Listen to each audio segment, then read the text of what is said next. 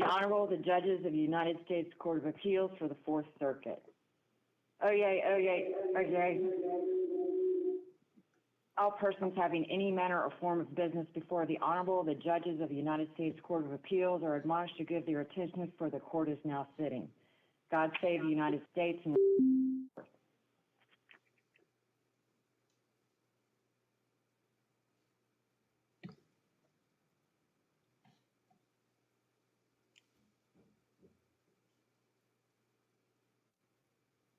is number 21092, NAACP versus Raymond. And Ms. DeBrito, we'll hear from you first. Is that right? Good morning, Your Honors. May it please the Court, my name is Olga Vysotskaya DeBrito. I represent State Board Defendants.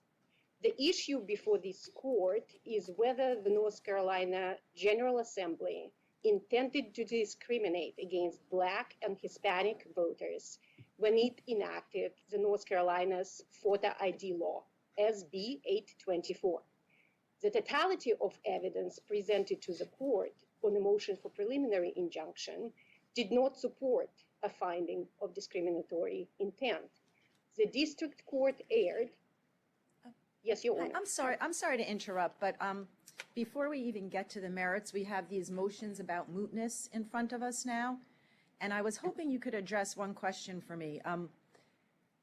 Assuming I agree that this is not moot in the jurisdictional sense, assuming I agree with you that it's not impossible that these schedules will change and we could end up with a federal preliminary injunction still in place and having some effect, what about prudential mootness? We've held in some cases that when we're facing a difficult and sensitive constitutional issue, we can use prudential mootness to avoid unnecessarily addressing it. And I was just wondering whether that might apply here, where it's unlikely that this injunction will have any concrete effect and where the question is certainly difficult and sensitive. And if we dismissed and vacated the district court's preliminary injunction, you and the interveners would have all the relief you're asking for. Prudential consideration actually, in this case, weigh against finding of mootness. The state court very heavily placed its analysis on consideration of various federal laws, and the federal court's guidance on federal law might actually change the outcome of what the state courts will do. So in addition to state's position that there is an Article 3 live case and controversy for reasons we explained in our response, we also believe that prudential considerations weigh against the finding of mootness. But the district court critically erred in 4 different ways. First, the district court incorrectly shifted burden of proof from plaintiffs to the state. Second, the district court did not give enough consideration and enough weight to the fact that SB 824 is designed in a lenient way that allows exceptions and accommodations.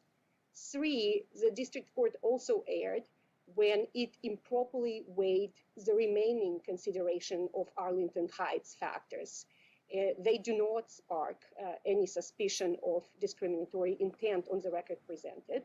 And finally, the district court also erred when it did not properly weigh important state interests which support independently finding of validity of SB 824.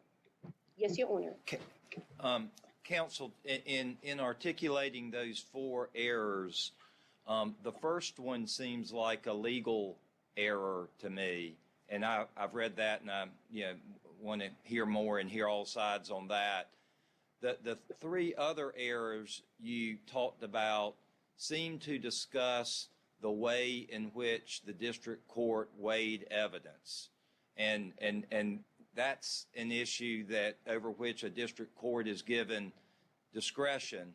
And so it sounds to me like, at least for the issues 2, 3, and 4, you're talking about improperly weighing evidence, which I'm concerned might not be something we're supposed to do unless you say it's an abuse of discretion.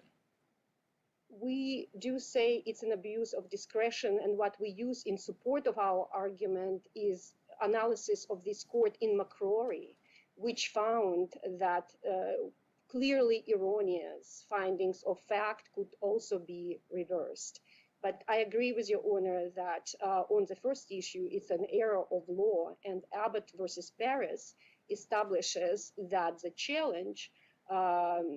challengers have burden of proof on discriminatory intent showing. Yet the court here found that it therefore seems eminently reasonable to make the state bear the risk of non-persuasion with respect to intent, when the very same people who passed the old unconstitutional law passed the new. And then it doubled on that error, and it required the state in another portion of its opinion to purge the taint of past discrimination. This is clearly what the United States Supreme Court has. Yes, Your Honor. I'm sorry, I understand your argument, and I read the district court opinion closely, and I see the parts you're talking about. What's confusing is that there are other parts, right, where the district court clearly properly states the burden of proof and purports to be applying it correctly. So I end up a little bit confused on this. It is difficult to separate when the burden of proof is mistaken to begin with, and the court requires the state to disprove that discriminatory intent has occurred. It has affected the remainder of the court's reasoning on Wayne Arlington Heights factors. For example, SB 824 is very lenient in comparison with laws that have been upheld in Texas, in Virginia, in South Carolina. The design of SB 824 allows more accommodations and exceptions and allows more ideas. Yes, Your Honor. Your point that you're just making about the relationship of this law to other laws is interesting to me. And if you could help me with this issue, one way we might look at that is to compare this law to the other laws that have been declared, satisfactory under the Constitution or not unconstitutional. And maybe you're right, it's more lenient, or at least not, less lenient.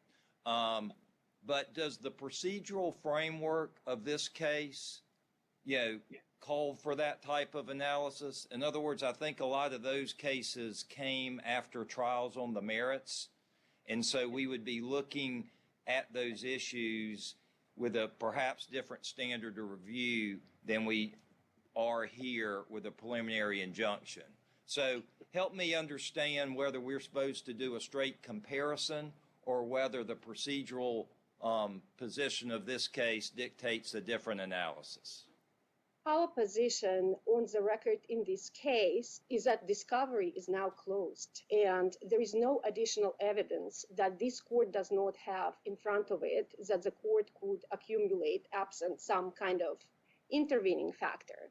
And this court has the best evidence that could be presented. It has the entire proceedings of the North Carolina General Assembly in passage of this law. So to the extent we need to inquire about the legislative history, about amendments in the past. But yes, that doesn't include the intervener's proposed evidence, right? Like, that's not properly before us. That's correct. So when you say we have all of the evidence, that's not totally accurate, right? Well, on intervention points, the interveners have not yet been allowed to intervene. This court has remanded to the district court for additional proceeding on the issue of intervention. But even on the record that has been accumulated, it is our position that that record did not allow district court's finding of discriminatory intent. And for the reasons Can I ask a separate question to the extent that it's relevant?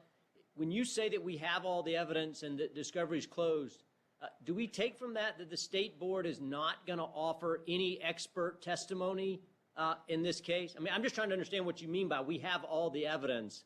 At trial, is the state board not going to respond to the expert testimony that's been provided by the challengers? So without disclosing too much of litigation strategy at this point, what I could tell to the court is that we provided people who are experts by professional training, maybe not retained experts, but the best expert professional with professional experience we have is an employee of the state board who actually who compiled the no-match list that plaintiffs are talking. I'm not asking the details, but you just said we have all the evidence, but then you say, well, wait a minute, here's this other evidence that maybe is going to show up at trial. I just want to understand what you mean by we have all the evidence now, nothing new is going to show up. That doesn't seem right. It seems like you're saying you've provided notice of some other people who may testify. No, Your Honor, I probably did not quite explain it eloquently. We have already provided, as part of this record, affidavits from the state board's experts who compiled a no-match list. We also provided affidavit from an expert/factual witness who talked about the legislative history, who actually is employed by the General Assembly. So we rebutted the evidence that plaintiffs put forth during the motion for preliminary injunction, and the record that we compiled did not permit for district court to find likely discriminatory intent, Your Honor. I'm sorry, I didn't mean to cut you off. I also really want to make sure I understand this, because I thought you said in your brief, and I noted it because I thought it was pretty compelling, that this record was underdeveloped, that it didn't make sense to do this on a preliminary injunction and on an underdeveloped record. But now you're saying even if there's a trial, nothing new is going to come out of that trial. Nobody's going to take the stand.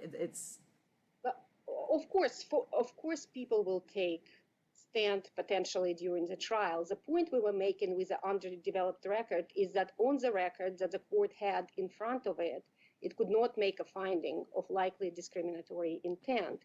But, for example, a person whose affidavit was provided as part of the motion for preliminary injunction, an employee of the state board, could take stand and testify and provide more explanation about how a no-match list was compiled. We have provided his affidavit. His affidavit is part of the record already. But also the observation, Your Honor, that we had in looking at other cases where the court found no discriminatory intent, that experts always disagreed, for example, on possession of the rates by minorities, or possession of qualified IDs rates. And the court would still find, despite all these difference in evidence, and sometimes court would even characterize it as widely diverging evidence, court, despite, for example, the differences in rates of possession of qualifying IDs in Virginia, in Texas, and in South Carolina, still found that there was no likely discriminatory intent. Counsel, if I could go back maybe to my first question now, and I mean, I've spent a decent amount of time with the record, and there's experts that the plaintiffs submitted, it looks like without objection, which is a separate issue, but there's no objection, in terms of Dahlberg and issues like that, and it seems to me you're arguing about the way the judge weighed the evidence, and I appreciate those arguments, but it would seem to me at this type of proceeding, you have to show that the judge's weighing of the evidence was inconsistent with the law in some way, rather than they should have credited, the evidence you put forth versus the evidence that the state, the plaintiffs put forth. I mean, which is it that the court gave too much consideration to the evidence and not enough to yours, or is what they put up inconsistent with the law in some fashion? So I think the way you divided the issues at the beginning of the argument, issue number one goes to an error of law. The shifting of the burden of proof was improper. Issue number two goes to whether or not judges' findings were clearly erroneous. And our contention, the state's contention, is that they were, that the judge did not give proper weight to the lenient design of SB 824 and overlooked undisputed facts regarding the legislative process and sequence of events, which the court has in its possession, because we presented entire proceedings of the legislative sessions that adopted SB 824. So it's both. It's clearly erroneous and it's an error of law combined in this case. And yes, Your Honor. Can I ask you a question about the, you were just talking about how in these other cases, similar laws were upheld, notwithstanding a finding of disparate possession of the relevant IDs. And I guess my question, it's similar, I guess, to Judge Quattlebaum's question, but slightly different, is what we're supposed to do with these cases when the relevant question is intent and not just the impact. Because, I mean, I'm thinking, I guess, of the Establishment Clause cases where, you know, in one jurisdiction, they can have a moment of silence law, but in another jurisdiction, the exact same statute is unconstitutional because the plaintiffs are able to show it stems from an impermissible purpose.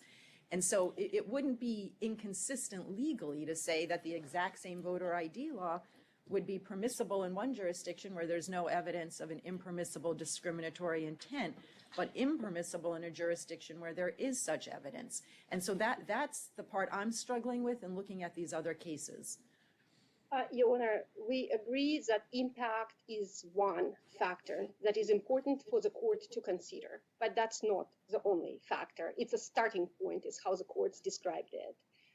The other factors, such as sequence of events, legislative history, whether or not the opponents proposed any amendments that were adopted as part of the law, also becomes important. Whether or not any opponents made any comments that were positive about the legislative process involved also become important. Whether or not there was any bipartisan support is also important. Yes, you. So I'm sorry, so your short answer to me is, yes, that's right, but there is no evidence of discriminatory intent in this case, or there's not sufficient evidence. There is insufficient evidence of discriminatory, of likely discriminatory, in fact.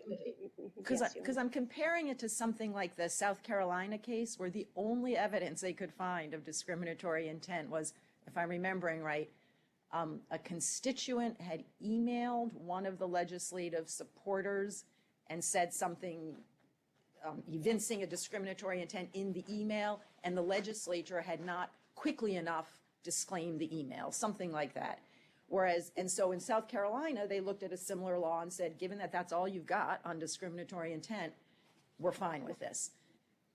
I mean, the discriminatory intent case here is somewhat more substantial, right?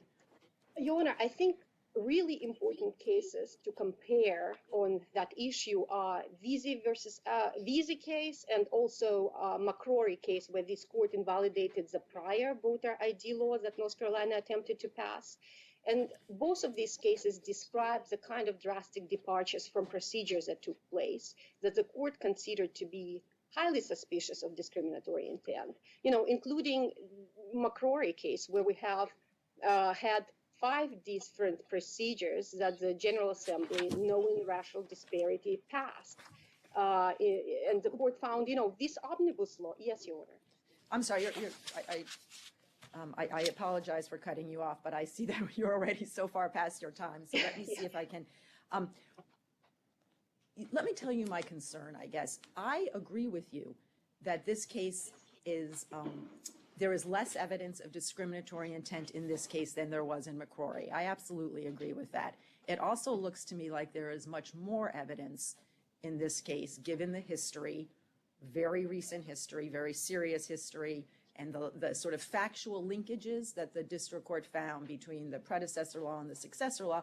I also think there's much more here than there was in cases like Lee and South Carolina. So I feel like we're somewhere in between, and I'm wondering how I'm supposed to deal with that.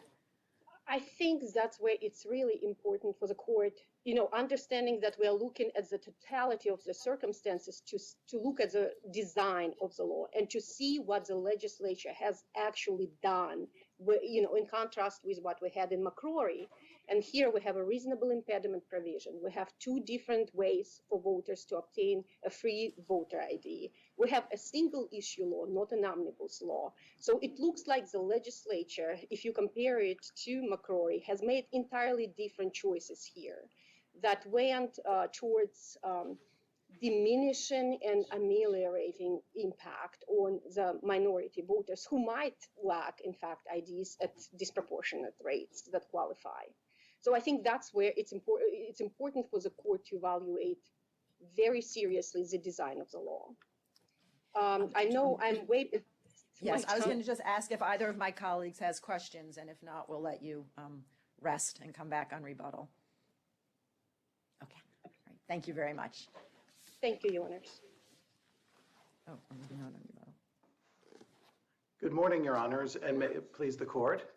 I'm David Thompson for the interveners, and with the court's permission, the state and we have agreed that I'll handle the rebuttal, and we'd like 4 minutes if that's acceptable to the court.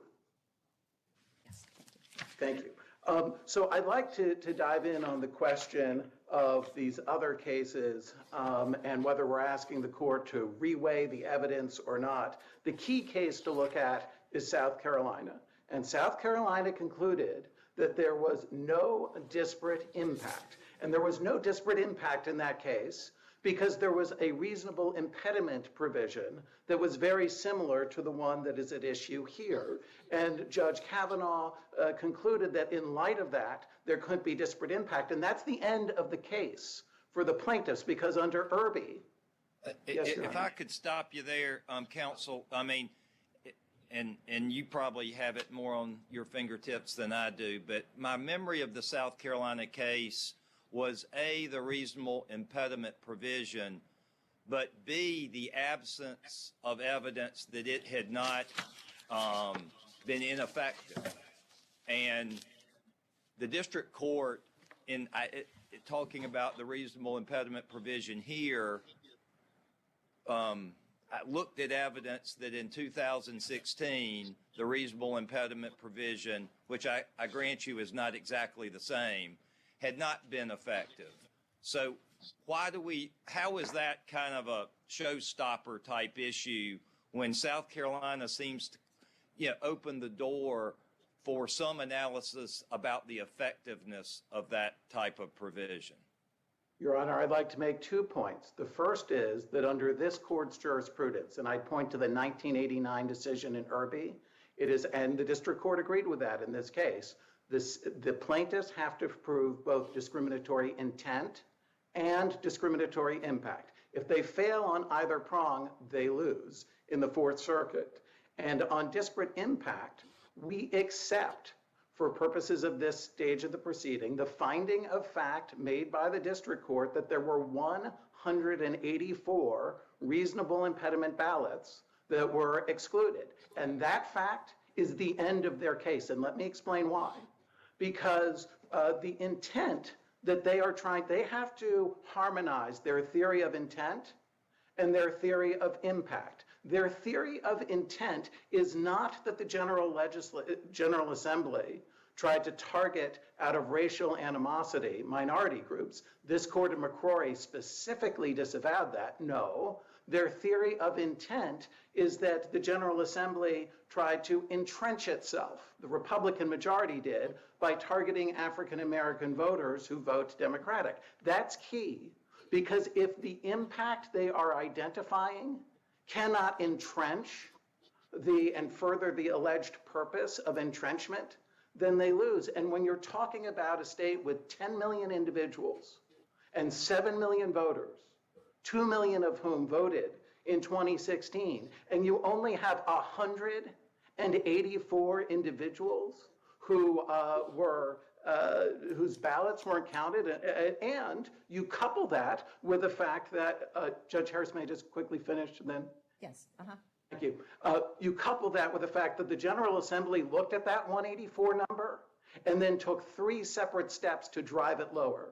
They made free IDs available at one-stop voting. They made it more narrow. Counsel, actually, I do want to go back to the thing you just said about the 184. I thought the district court was very careful to say that the disparate impact would come through the chilling effect as well as through the actual exclusion of ballots, and that once people understand that the reasonable impediment thing doesn't always work, they will be less likely to try to vote if they don't have a qualifying ID. On the dissuasion point, Your Honor, the law generally presumes that people understand what the law is. And that makes particular sense here because there are 4 separate mailers to every household in North Carolina under this law. There's a 5th mailer to those who are on the DMV no match list. They also have no evidence, none whatsoever in this record, that those 5 mailers would somehow be ineffective. Their argument proves too much. If 5 mailers and there's still some residual confusion, then there'd be very few laws indeed. And they also haven't shown any marginal impact. To the extent there's confusion, it might come from the constitutional amendment. They didn't challenge that, so they'd have to show, and the district court made a legal error here, not analyzing the marginal dissuasion from the law as opposed to the amendment. Yes, Your Honor. Just before we leave the reasonable impediment thing, so one of the district court's concerns was about the subjectivity of the law, and I know you were, if I'm remembering the briefs right, someone, I think it was the interveners, was at great pains to explain that there's nothing subjective about falsity, which I totally understand, but I think what the district court was concerned about was the grounds to believe part of the statute, and that there was no guidance as to what, if you're a county, a member of a county board and you're looking at one of these affidavits that says, for instance, my work schedule precluded me from getting an ID card, there was no guidance as to what would be a reasonable ground to believe that that was not true. And it seemed, and I just thought since I had the members of the General Assembly up here, I would try to get an answer to this question, because it seemed like in front of the district court, the state's argument was, you're right, and there will never be such grounds. So this is basically an ineffective, this part of the statute will never be enforced. But that's we try to avoid interpretations of statutes that render them meaningless. So can you tell me what that part means, the part about what counts as grounds to believe something is false? Your Honor, it would be the same grounds that this court would have to assess if it were looking at a perjury or defamation case. A statute says... Well, all kinds of evidence. No. Like, is the member of the board supposed to check, see what this person's work schedule is, or does it have to be facially false? Because when we're considering a perjury case... It's not a member, it's 5 members who have to unanimously agree, and they have to be bipartisan, which is highly protected. That's great, but what should they look at? What should they look at? They should look at the face. They're not going to conduct just the face. Their discovery. They look at the face of it, and unless all 5 of them agree unanimously that it is in fact false, then the ballot can. Okay, and what, can you give me an example of what might be grounds on the face of the ballot, or I'm sorry, of the affidavit for thinking it's false?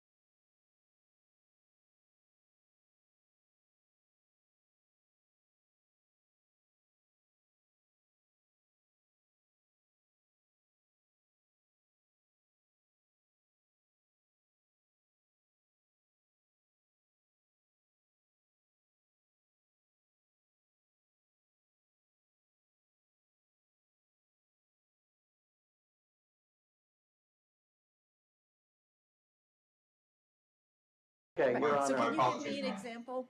Can you give me an example the of first point I want to make is they have not been able to identify a single, even hypothetical, let alone. Can I ask you just to answer the question? Okay, Your Honor, but to answer the question, you first need to try to identify a situation in which this would come up. And let me tell you where I'm going. Maybe that will enable you to just answer my question. The district court seems to have found that and the state seems to have agreed that there would be no circumstances under which a board member would have grounds to believe that an affidavit was false. If that is so, I am wondering why there is something in the law that says these affidavits will be reviewed for falsity, because that seems to me to create an extra and entirely unnecessary chilling effect if this is a meaningless provision of the law. That's where If I'm a headed. voter comes in, I'll answer your question directly, and then I'd like to amplify my answer. If a voter comes in and tells everyone in the polling place, I forgot my ID at home. I have an ID, but I forgot it. And they say, okay, well, here's a provisional ballot, and then they check other, and they give an excuse other than I forgot it at home, then they've lied. That would be false, Your Honor, okay? So that's an example. We have never taken the position that this is meaningless, and we reject the idea that it's meaningless. And what I was going to say about the 184 is that confronted with this minuscule number, the General Assembly drove it down by eliminating the bases for saying that you were denigrating the requirement, which was previously a basis for rejecting a reasonable impediment ballot. Making nonsensical statements was previously a ground that was rejected. And then they eliminated the basis for a voter to challenge the reasonable impediment. Yes, Judge Quattlebaum? Yeah, Counsel, if I could, and I'm sorry to cut you off on that point, but I want to shift to a separate issue. I think I understand the defendants and the legislature's position expressing concerns about the extent to which the district court considered evidence about the prior law, and maybe, and as you say or allege, shifted the burden potentially on there.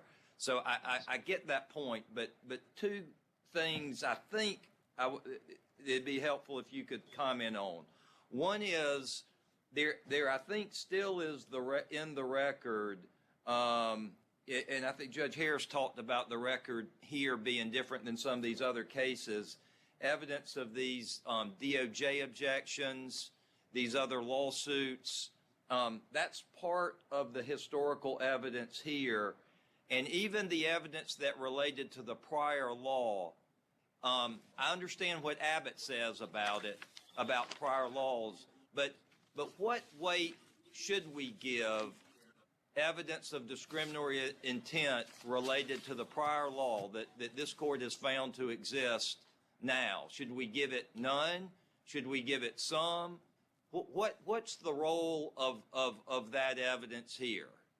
Okay, so let me answer. There are two questions, Your Honor. Let me take them one at a time, if I may. On the first question about the other lawsuits, they point to 55 lawsuits, 45 of which were settled. There were only 10 that were adjudicated. The last time the state of North Carolina, the General Assembly, other than McCrory, was found to have enacted discriminatory legislation was decades ago in 1996. So the General Assembly should not be tagged with what some locality may or may not have done and settled a case. So it would reject the relevance of those suits. Now, with respect to your second question of, well, what about what happened before? McCrory was emphatic that it was emphasizing the omnibus nature of that legislation, which was critical because, remember, the intent was not to target out of racial animosity, but was to entrench.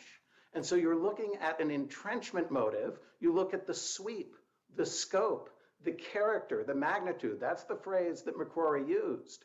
And here we have one law which is incredibly minuscule, and they tried to drive that minuscule number down through the mechanisms I've just identified. Yes, Judge Harris?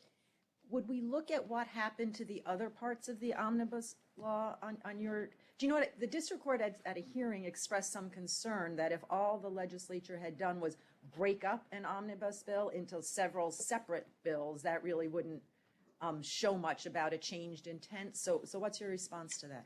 Your Honor, I don't believe that has happened here, so that's an interesting hypothetical, and I don't know the answer to it, but it's not the facts of this case. The legislature did not go in and eliminate these other things. It came back to this issue and the people. And another thing about the history is we have an independent political actor that breaks the causal chain. We have the people of North Carolina coming in and saying, we want to have this law, putting it in the constitutional amendment.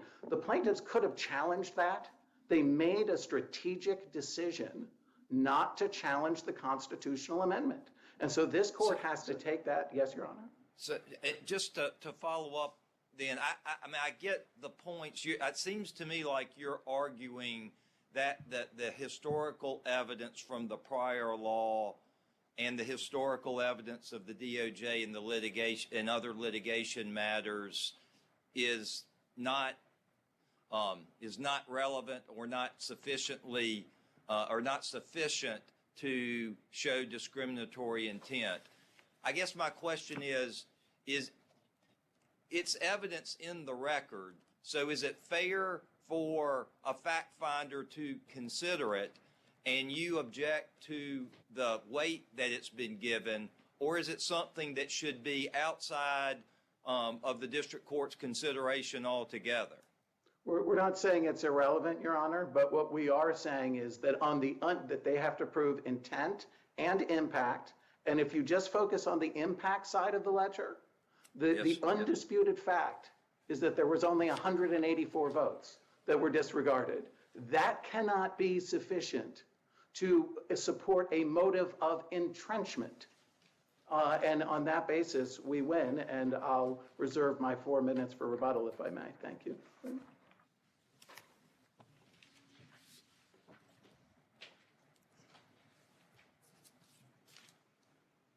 Mr. Uhlin, we'll hear from you.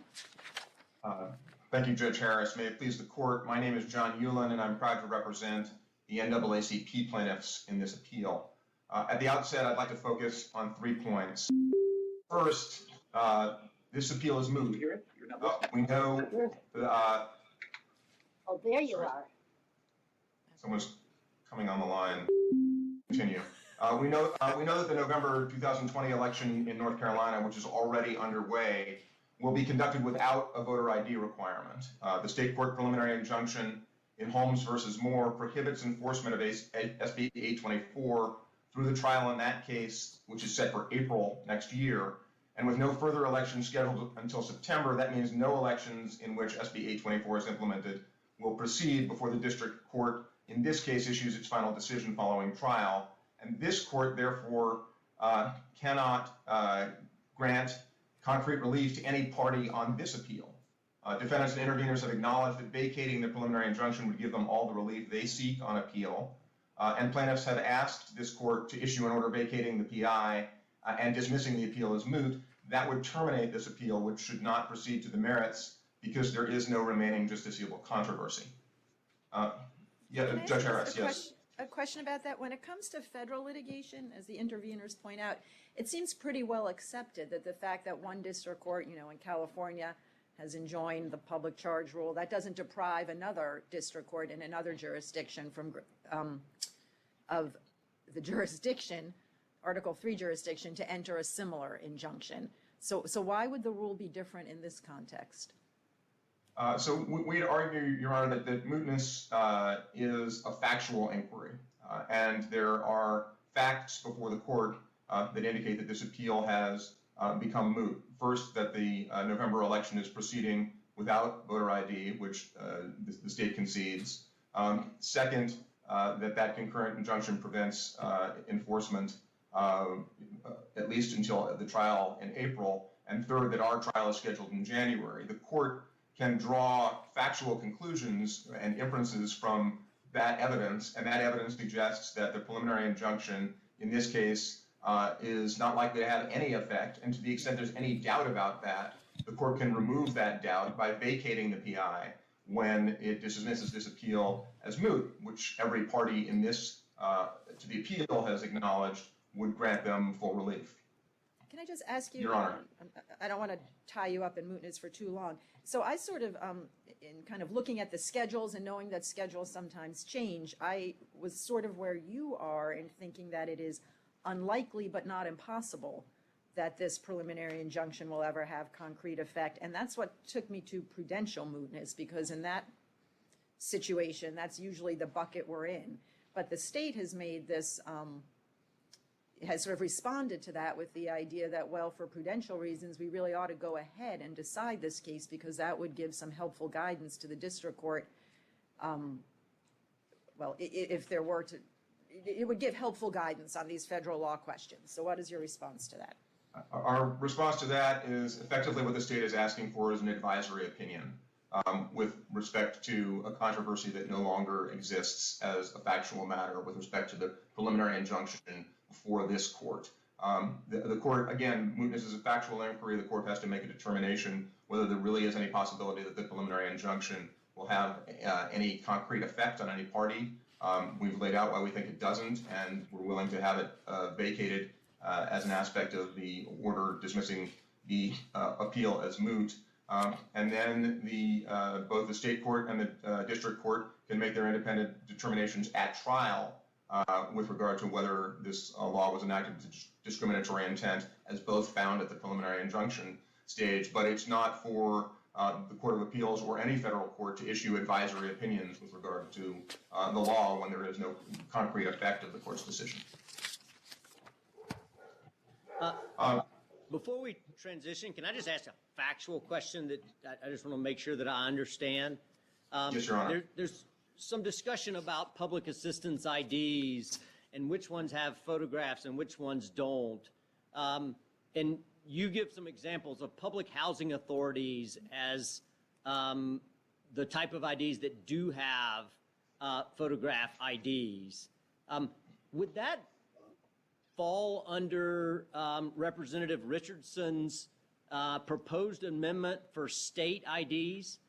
At least under North Carolina law, it appears that a local housing authority is not a state entity. And so what I'm sort of curious is as to why that example would qualify as a public assistance ID under Representative Richardson's proposed amendment. That make sense? It does, Your Honor. I'm not sure I can answer the question with regard to whether it would fall under the proposed amendment.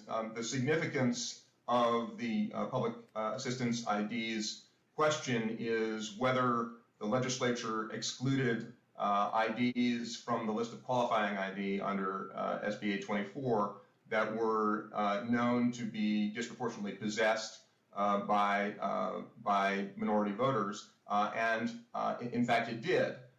So when the legislature, beginning in the process of drawing up its list of qualifying IDs for SB 589, the prior voter ID law, when it tightened and narrowed that list following the Supreme Court's holding in Shelby County, it eliminated a number of IDs known to be possessed by minority voters, including public assistance IDs. And this court, in finding that... The point here is that the suggestion was made that we should include public assistance IDs, and specifically state public assistance IDs, and Representative Lewis says there are no such IDs that have photographs on them, and nobody disputed that in the legislative history, and it seems like to me that that's like factually accurate, and so provides a, bona fide and legitimate reason to not include a null set,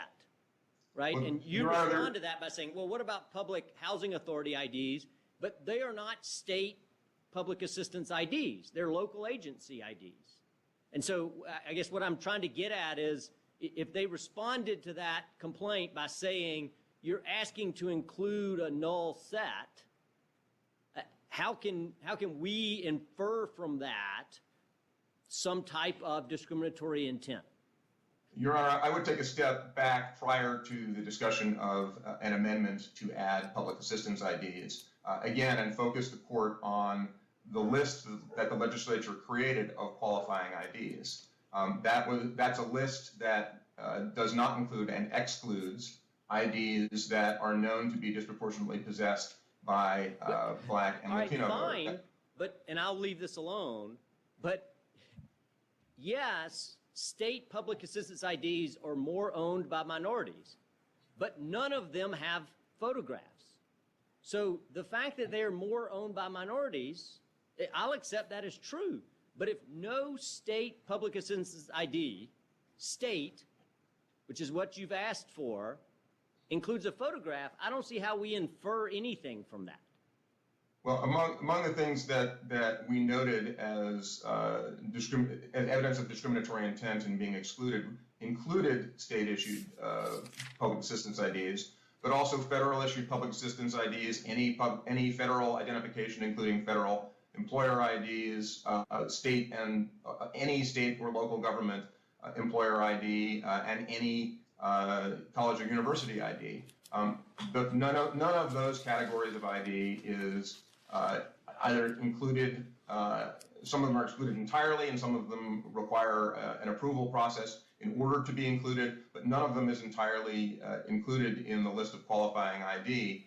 The way that list was narrowed in the first instance was with use of racial data about who possesses ID when the list was initially prepared for the prior voter ID law. And the law, the current voter ID law has not been expanded to include forms of voter ID that are disproportionately possessed by minority voters, which makes this law, which is evidence of discriminatory intent, and to a point that was raised in connection with my opposing counsel's argument, also distinguishes this law from several of the other laws that it's compared to, which have a much wider range of IDs in the first instance on the list of qualifying ID that are known to be possessed by minority voters. Yes, Judge Qualifying.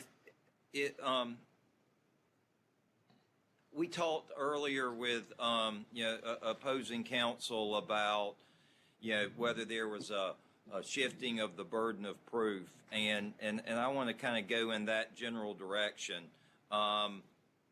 Abbott, aside from talking about, or very related to talking about the burden of proof, says that there should be a presumption of good faith for legislation.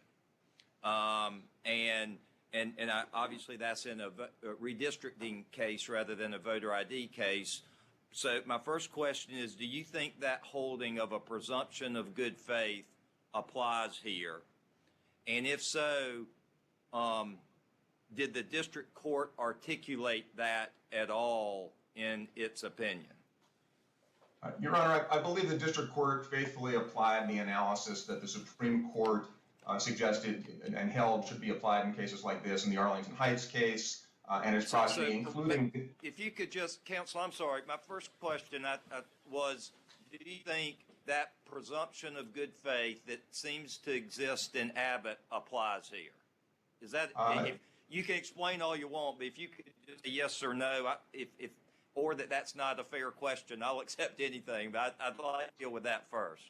So I was trying to get to that, Your Honor. I think, and I suppose I'm not sure the answer is that it's not a fair question, but I think that it trends in a direction that's not the right standard for an Arlington Heights claim.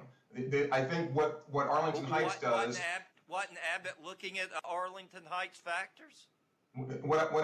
Yes, Your Honor. But what I think the point I'm trying to make is the burden of proof in Arlington Heights initially is on the plaintiffs, on the challenger, to demonstrate that the law was motivated, at least in part, by racially discriminatory motives.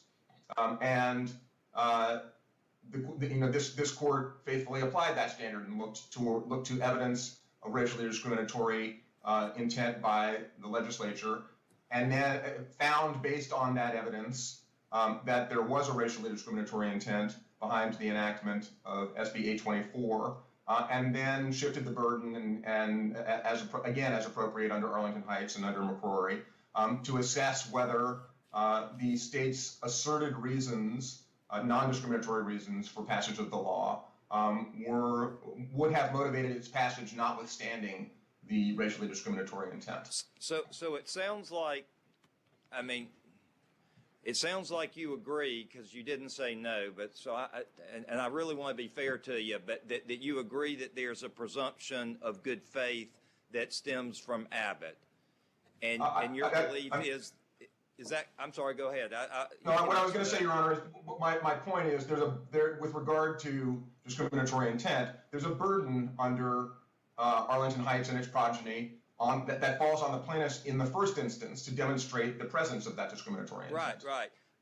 But Abbott goes on in talking about that burden to say a presumption of good faith, and you don't seem to want to recognize that. And if there's a reason legally that's not right, please correct me. I'm just trying to that to me informs the burden that exists, and I'm pretty sure the district court never talked about that. So if my legal analysis is off, please let me know. I don't want to cut off Judge Quattlebaum, but I have the exact same question. So can I try to, I want you to answer us.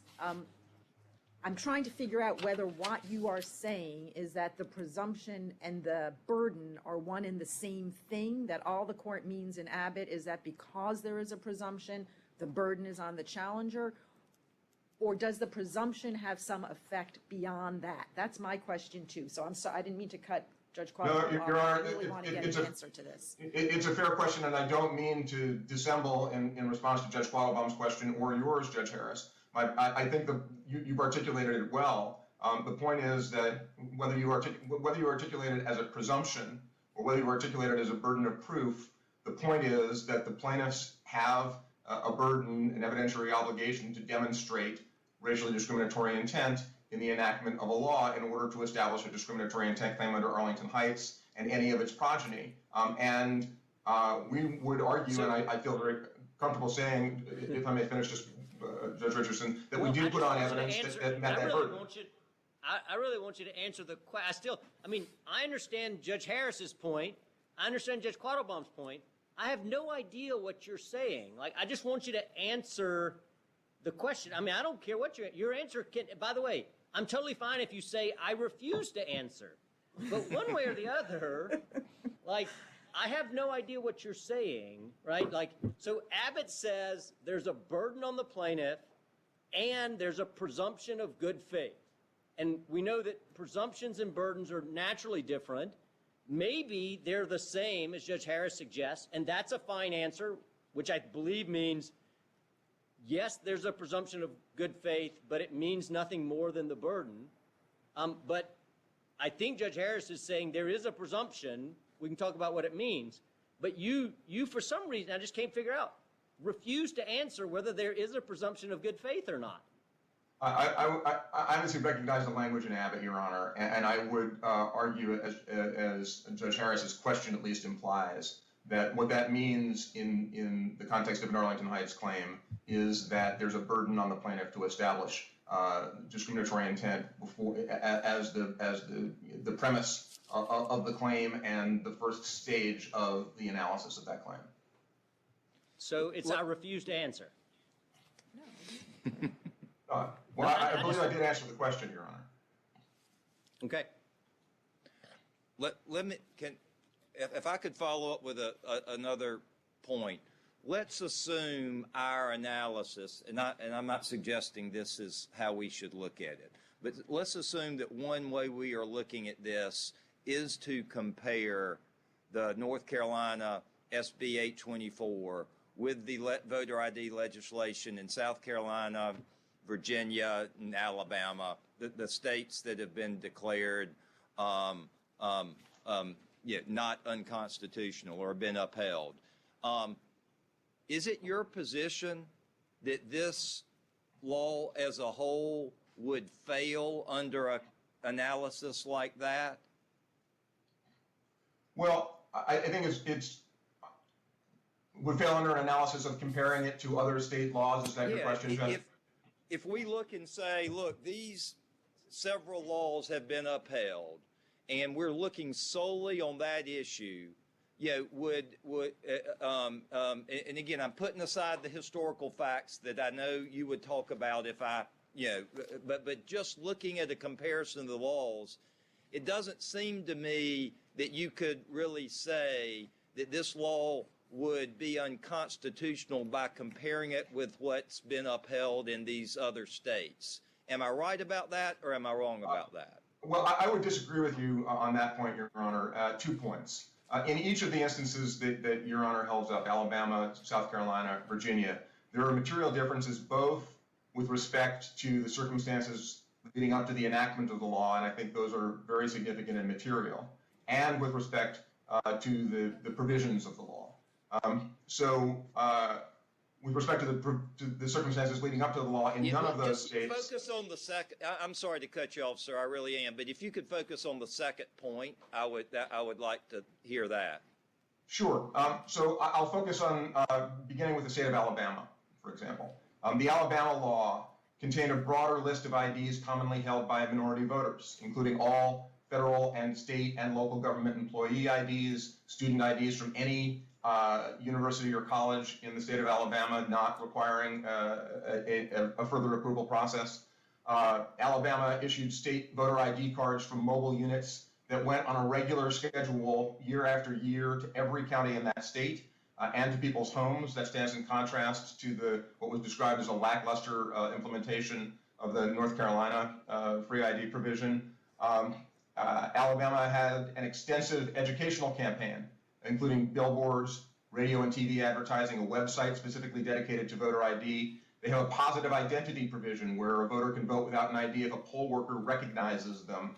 And Alabama took fully 3 years as required by its statute to implement the voter ID law before ever enforcing it. In fact, the 11th Circuit distinguished Alabama's experience with voter ID from North Carolina's, specifically focusing on the broader range of IDs that qualify known to be possessed by black voters, as well as the legislative history of the law. And again, I don't think you can look at those laws simply in the abstract. They really do need to be looked at in context, in the context in which they were passed. I would note, just with respect to Alabama, that's also a state that had an extraordinarily low number of people lacking qualifying ID, something like 1.4% for white voters and 2.3 or 2.4% for minority voters, and those were the plaintiffs' experts' estimates. Similarly, state of Virginia. Virginia is also a law in which there's no evidence of the exclusion of IDs disproportionately held by minorities. So Virginia has an extremely broad list of IDs that qualify. That may flow from the fact that Virginia anticipated preclearance under Section 5 when it passed its law, as opposed to North Carolina, which modified its law after the Shelby County decision came down, modified it specifically to narrow the list of qualifying IDs. The Virginia list includes IDs disproportionately used by minorities, such as any state or federal ID, any student ID, any employer ID, whether private or public. And because of that broader list of IDs that are qualifying and permissible in Virginia, there's less need for ameliorative provisions. Even so, the free ID provision in Virginia, the Fourth Circuit observed, made free IDs available throughout the state using mobile ID stations, not something that happened in North Carolina. In fact, in North Carolina, in the first year following enactment of SB 824 and leading up to the PI hearing, in this case, only 1,700 free IDs were issued, which hardly puts a dent in the disparate impact that we demonstrated to the district court. Finally, South Carolina, with regard to the substance of the law, again, there's evidence that South Carolina went out of its way to make sure that voters who needed them got free IDs, actually sending mobile stations not just everywhere around the state, but into people's homes to issue free IDs. Again, that's unlike the very limited effort in North Carolina. And their reasonable impediment provision during the course of litigation was stipulated, and this was a condition of the preclearance, stipulated to being a declaration that the voter is who they say they are, which again is very different from the reasonable impediment declaration in North Carolina, which requires the voter to attest under penalty of perjury to one of a number of enumerated impediments. Judge Harris. I'm sorry, sir. I literally I missed a word you said. Can you just go back to the reasonable impediment provision in South Carolina, what you said after that? Your Honor, the reasonable impediment provision in South Carolina during the course of the litigation as a condition of preclearance, the state stipulated essentially to that provision becoming a declaration by the voter that they are who they say they are. Thank you. And that's different in kind from a declaration that the voter meets one of a number of specified reasonable impediments that are identified in the statute. Thank you. Sorry. So, Your Honor, those are the differences in the substance of the law. I would say, if I have a moment, that for each of those laws, it really is critical that there was, in South Carolina, the court held no evidence of discriminatory motive in its enactment. Both the Virginia and Alabama district courts found no discriminatory intent, and so the burden of proof was exactly the opposite of what pertains here, where the district court did find a discriminatory intent. Yes, Your In Honor. connection with that, I just want to ask you what I am actually, my genuine concern about this case and what I'm struggling with is how much weight you can put on the history here.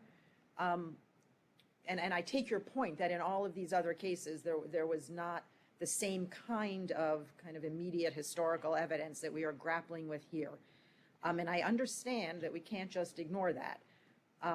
But at the same time, we are instructed in the Abbott case, and we said this in McCrory too, that the fact that a legislature passes one voter ID law with a discriminatory intent doesn't forever disable the legislature from passing a voter ID law.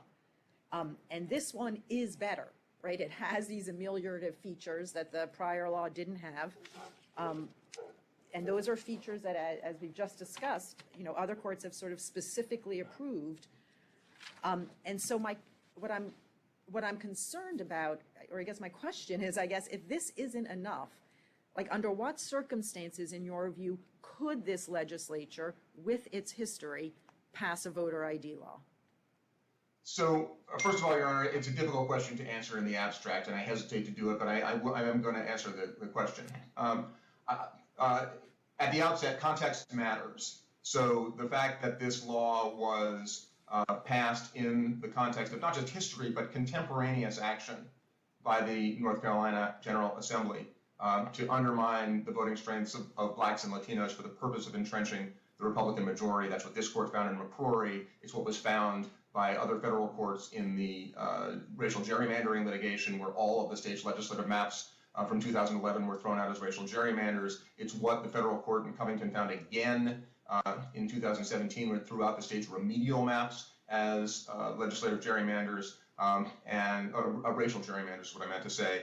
And it was found by the state Counsel, court. if you could just get to, I don't mean to interrupt you, but we understand the historical issue. We've read about that. We understand you there. If you could answer Judge Hare's question is, what in terms of the legislation would be okay in your view? Maybe not okay, because you probably think it's bad for other reasons, but what would make it constitutional? So, Your Honor, it's again, that's the question that's difficult to answer in the abstract. What I would say in response to Judge Harris is the legislature could start by not saying that they're intending to pass a law with the same purposes as HB 589, which this court found racially discriminatory. They could start by avoiding disparaging the court's decision in McCrory and the judges who issued that decision. They could take time to study the problems that they claim the law is intended to address, and they could craft a new and non-discriminatory law through a truly bipartisan process. They could avoid rushing the law through in the final days of a supermajority that was achieved through racial gerrymandering that allowed one party to ignore the concerns of the opposition and of the governor of North Carolina. They could avoid relying on rationales like preventing voter impersonation or promoting voter confidence, which this court rejected as pretextual in McCrory, and as to which there was no new evidence either before the legislature when it made the decision to enact SB 824 or before the district court when it issues its preliminary injunction. Ultimately, we would argue the district court analyzed what the legislature did here under the Arlington Heights standard and made the appropriate determination that context cannot be ignored when determining whether this law, SB 824, was adopted with discriminatory intent for an improper purpose. Unless either of my colleagues, any questions? All right. Thank you very much. Thank you, Your Honor. I think it's Mr. Thompson, you have the rebuttal time. Yes, thank you, Your Honor. So I'd like to start on this issue of the broader reference was made to the fact that in some states there's a broader list of IDs, but it's really important to understand that a legislature can protect the franchise in this type of law in one of two ways. One is having a sweeping number of IDs, and the second is to have a sweeping reasonable impediment provision. That's what, Counsel, if we look at... can I stop you there? Because this is actually something I was hoping we would get to. So I don't understand that. Just speaking from common sense as a voter, it's obviously much easier to vote in a voter ID state if you have an approved ID. It's harder to vote. It requires more effort if you have to show up fill out a declaration, fill out an affidavit. And you might think that the difference is pretty marginal. Like whatever, it takes a couple of extra minutes, you have to swear something out and someone's going to be reviewing it to make sure it wasn't false. It's a modest extra amount of work, but it is an extra amount of work. So I don't see how those two things are equivalent. Like if you have to go through the remedial provisions, you have made it harder to vote. You either have to haul yourself over to get the voter ID, or you have to show up and fill out all these forms and swear under penalty of perjury that this stuff is true. It's harder. You might think it's a marginal difference, but it's different. So I don't see how those two things are equivalent. It is not harder, Your Honor. Harder? Yeah, Judge Kavanaugh and Judge Bates and Judge Kolar-Catelli said it wasn't harder ex ante because the lines might be shorter for the reasonable impediment. So you can't say that it's harder, number one. Number two, and Joel Ford in his declaration was very clear on this, that the one-stop voting, you can go and get your free ID when you one-stop vote. So there is zero, and I mean zero marginal cost to getting these free IDs. Okay, so you think, but that goes back to the district court said there is a cost to getting the free IDs, that there is a cost in time, that it's a burden. You think the district court misweighed the evidence on that? But I think the district court did not consider the fact that you can get it at one-stop voting. Now, the other point I would make is my friend for the NAACP said, well, you could have a truly bipartisan situation. In Lee, in Virginia, there was one Democrat and one independent. Here we have four Democrats who supported this law, a law which we are told would retrench the Republicans. Why would four Democrats vote in favor of a law that would entrench Republicans? It simply doesn't make any sense. They talk about bipartisanship. Here we had an African-American primary sponsor, Joel Ford, who opposed 589. He opposed the law that was at issue in McCrory, and he was a primary sponsor here. And if you read his declaration at JA 2068, you will see a process that was both regular and that was quintessentially bipartisan. You see that at JA 1761 to 1763, which is a critical portion of the legislative history, where Representative Richardson and Lewis are talking in good faith about the amendment to the public assistance ID. Lewis invites another amendment, and it never comes.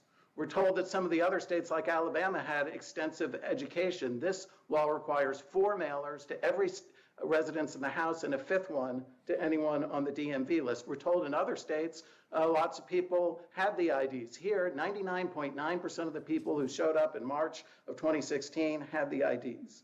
And really, when you listen to what were they supposed to do, there was not a clean, coherent answer. This was a bipartisan, regular process done in response to the compelling governmental interest of adhering to the Constitution of North Carolina, which under Widmar is a compelling governmental interest. If there are no further questions, thank you very much. thank you very much. Normally, we would come down now and shake hands with council. We regret that we are unable to do that, but we do thank you very much for your help today, and we appreciate you being here. We will take a very brief recess now, just so we can get the new lawyers in place. Thank you very much. Thank you, Your Honor. This honorable court will take a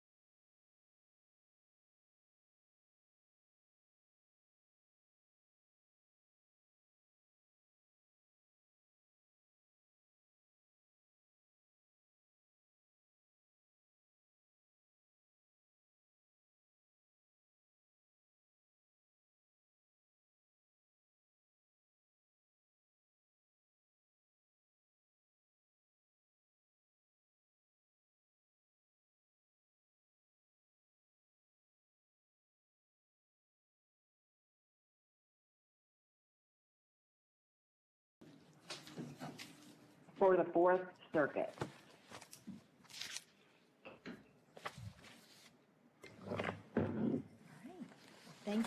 Thank you. We will hear argument now in our second case, number 19-1598. And Ms. Lewis, we'll hear from you first. Good morning. I'm Stephanie Lewis, representing Mr. Owusu, Mr. Kofi Owusu.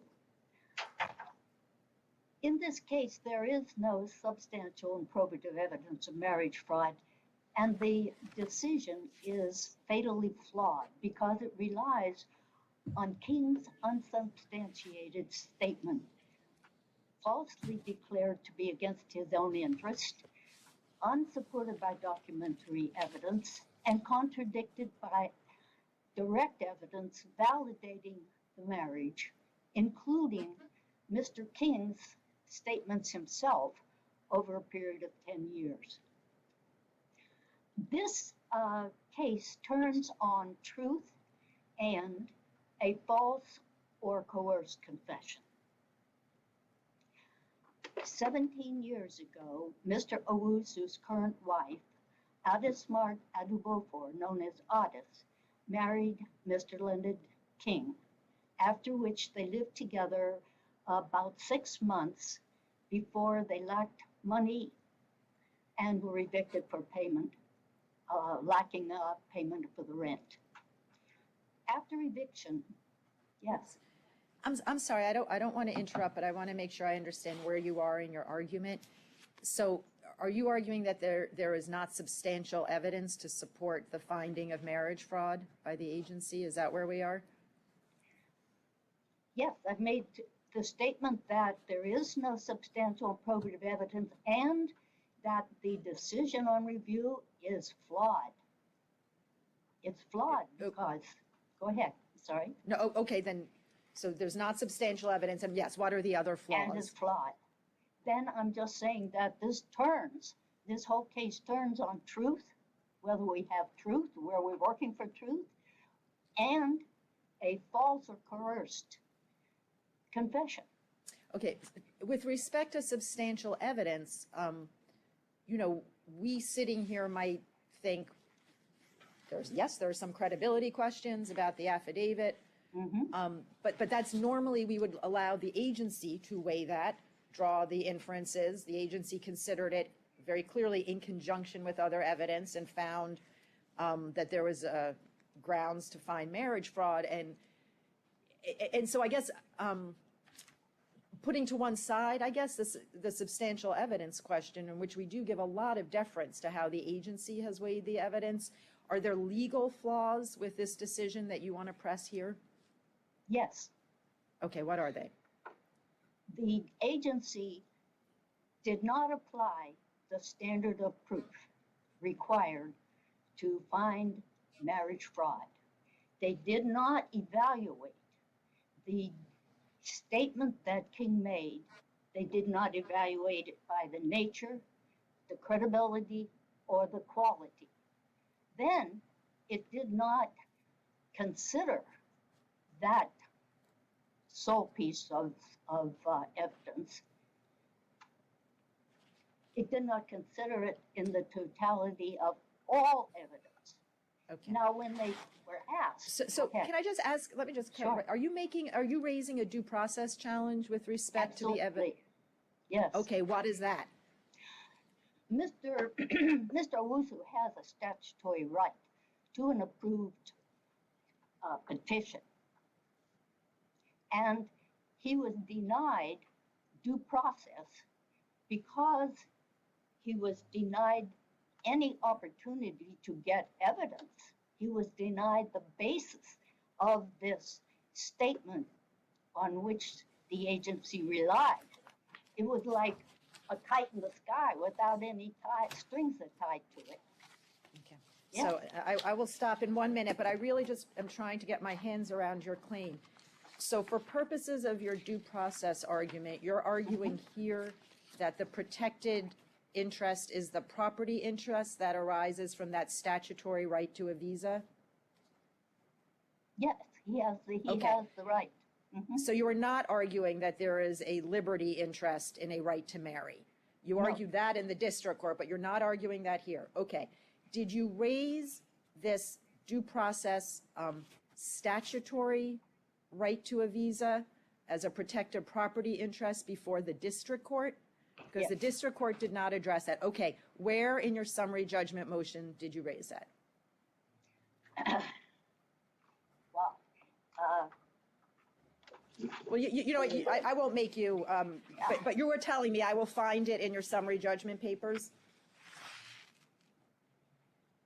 It's, even if it, I mean, I believe I did because it's prominent, it's a very, very important, but it doesn't eliminate the fact that he does still have a statutory right to the approved petition. And that statutory right gives him the right to procedural due process. And this procedural due process was denied him because, first of all, he had a regulatory right to disclosure of the basis, at least the basis, for the statement that's relied upon by the agency. And that was, basis of that was the statement of the, I think it's called SOF, the statement of proceedings that came from the investigation. Yes. Counsel, if I could follow up on that point, I understand your position that you believe the inability to cross-examine and the inability to get that state SOF, was a problem. But my question is, while I understand your points, does what you were provided in the way of the notice of intent to deny and the notice of intent to revoke and the statement of Mr. King itself, do you agree that that complies with the regulations that exist here? CFR 103(2)I? No. How does it not comply with that? If you could explain, please, how what your client received did not comply with the applicable regulation. He was not given even a basis in which he could approach this statement. Essentially, this statement said that a total stranger arranged and paid King to marry Otis. It was like who, what, when, where, why. There was no basis by which he could even begin to rebut that statement. He filed affidavits and declarations by people who had knowledge of what was going on. But those statements, that declaration and that direct evidence was dismissed as biased, incomplete, unrelated. And so, no, he was not given due process. And further, he was entitled, he was entitled to the full disclosure of the investigation, if it was in fact going to be a part, a reason, or a basis for finding that there was marriage fraud. Now, had this disclosure occurred, and he had seen this statement of findings, you would have seen that the whole argument that King never lived at home in Timber Lane wouldn't have flown. The investigators found that his mother said, yes, she knew he was married to Otis, and she didn't know where he lived, but she knew he didn't live there. And now we have the mother contradicting even the decision. We have evidence that the Addis file was sent to ICE on that fraud marriage investigation. They sent it there in 2009, I think, or 2008. And it was there until 2012, and ICE said no fraud and returned it to USCIS, which then immediately in 2013 opened a arguably illegal investigation with their DFNS subdivision of USCIS. And that investigation was done in total secrecy. There was no knowledge. It was totally undisclosed during the whole proceeding that this was going on. And neither Addis nor neither Mr. Owusu nor his attorney received any notice that they were going to investigate Mr. King. There was no opportunity for him then afterward to call any evidence, personal evidence, witnesses, no opportunity to subpoena the people who actually took the statement. We don't know. We have no idea what happened. We don't know the circumstances of the case. We don't even know what Mr. King's intent was or what his interests could have been. Yes, Can I ask you a question about Mr. King and his affidavit, which you did have? So the government argues in part that putting the responsibility on the government to make Mr. King available for cross-examination wouldn't really do much to reduce the risk of error in a case like this, because your client and his spouse, they knew of Mr. King's admission and they had access to him. He had a perfectly amicable relationship with his ex-wife. They could have gone back to him and gotten their own affidavit or statement if there was anything to clear up. So what's your response to that? All I know is that Mr. Owusu hired an investigator to try to locate and speak with Mr. King.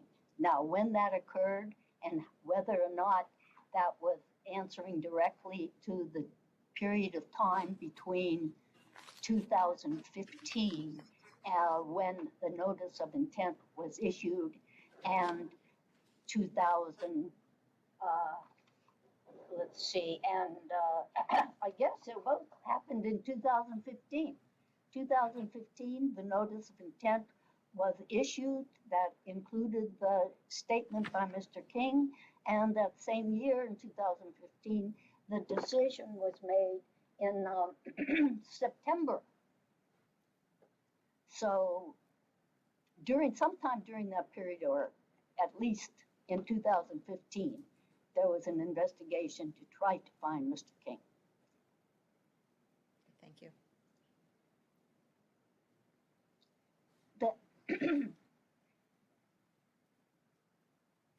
Mr. King was arrested for a series of offenses after they were evicted in 2004, 2005, 2006.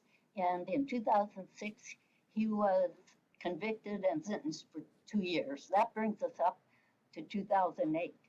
In 2008, Mr. King declared unequivocally his marriage to Addis was not simply to obtain immigrant benefits. He wrote, "I really love that girl," and he wanted a second chance.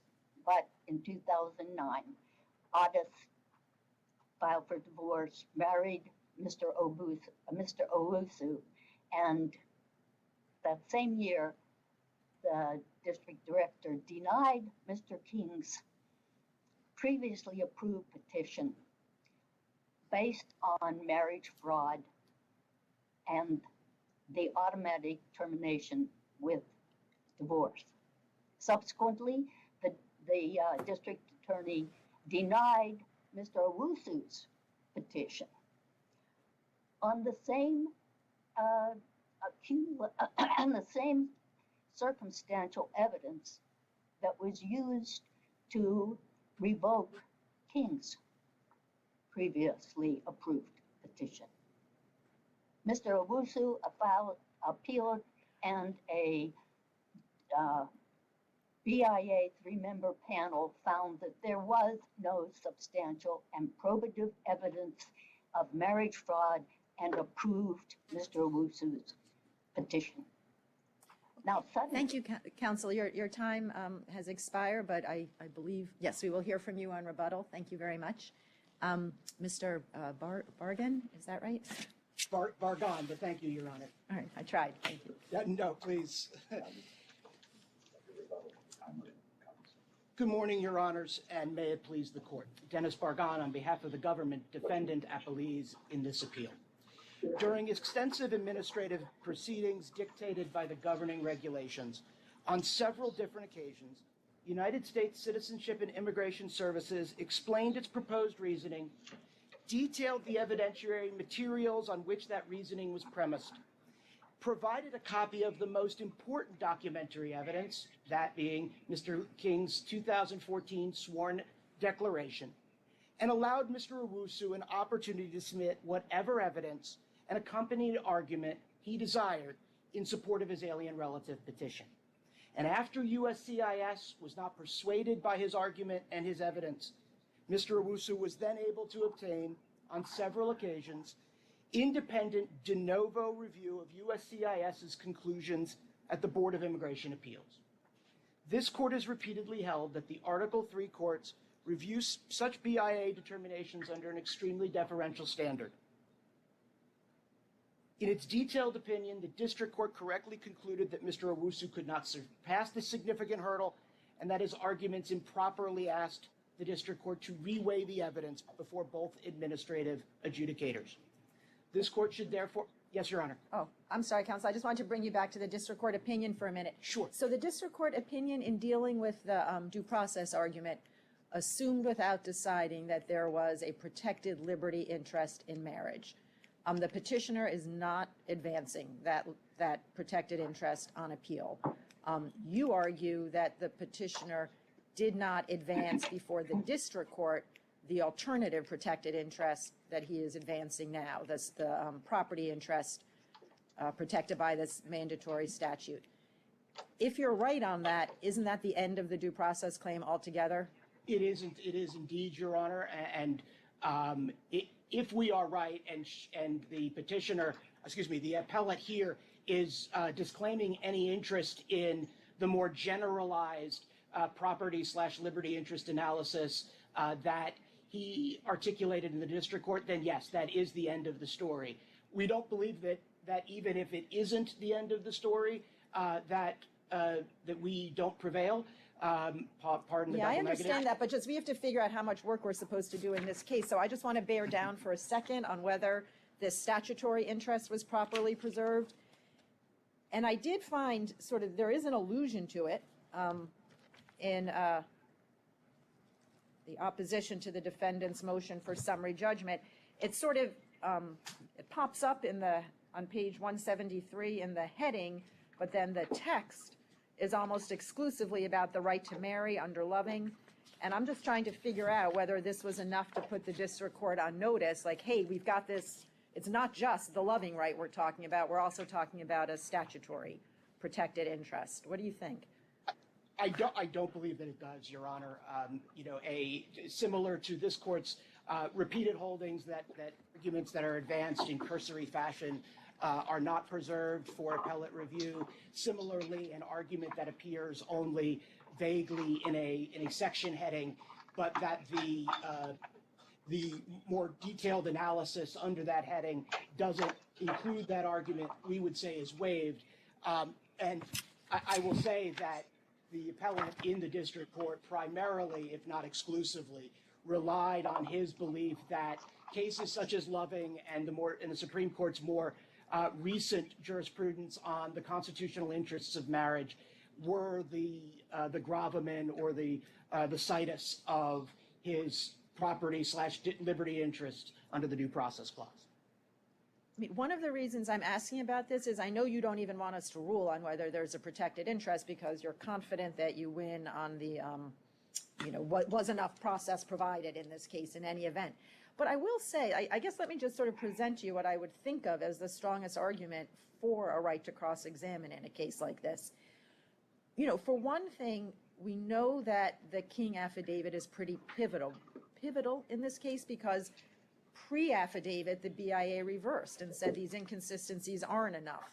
They don't constitute substantial evidence of marriage fraud. So it's not like the King affidavit isn't doing a lot of work here. And then we do know that there's been a change in his position over time. So there's, on its face, there's a credibility question. Was he telling the truth the first time or the second time? And in circumstances like that, it's certainly not, you wouldn't have to be crazy to think due process would require that you get a chance to ask this guy some questions. So, Your Honor, I would say a number of things to Your Honor's question. And the first is, to your last point, that there is a credibility issue here and that reasonable people might believe that that cross-examination would assist in developing that credibility determination.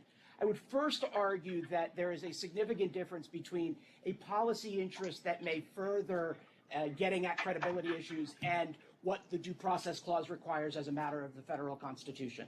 Secondly, I would address Your Honors, or I would point Your Honors to the Supreme Court's, albeit fractured, analysis in Dinh, which, if one treats Justice Kennedy's concurrence as the least or greatest common denominator, depending on one's perspective, the amount of opportunities that Mr. Owusu had pursuant to the regulations to call Mr. King's 2014 sworn statement into doubt more than satisfies whatever due process is required as a matter of the Constitution. Yes, Your Honor. So tell me, this is my last question, sorry.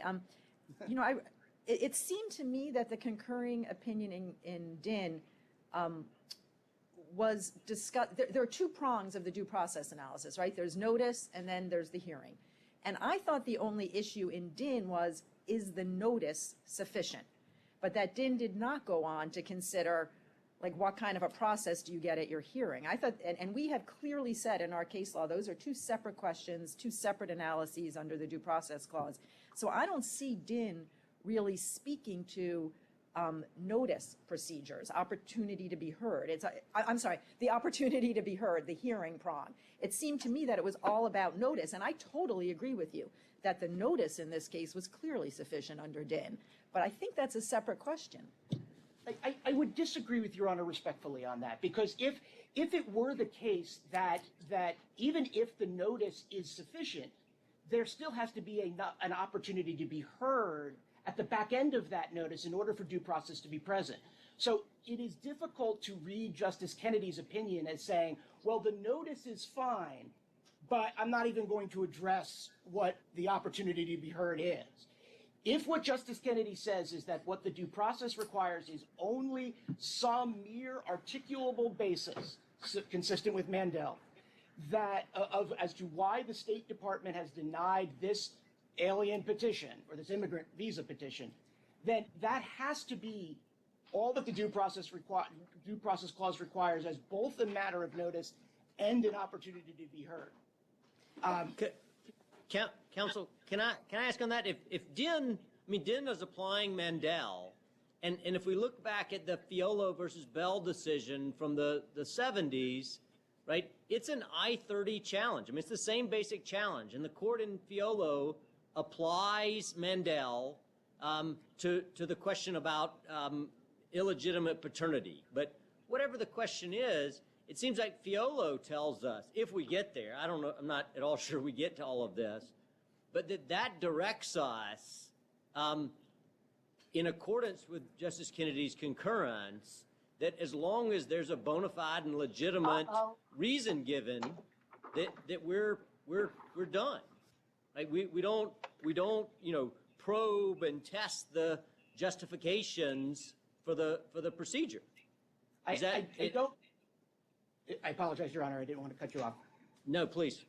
No, I do agree with you, Your Honor, that Justice Kennedy's concurrence in Dinh is consistent with what the Supreme Court held in both Mandel and then more recently than Mandel in Fiolo. And that's consistent with the argument I am trying, perhaps inartfully, to articulate here.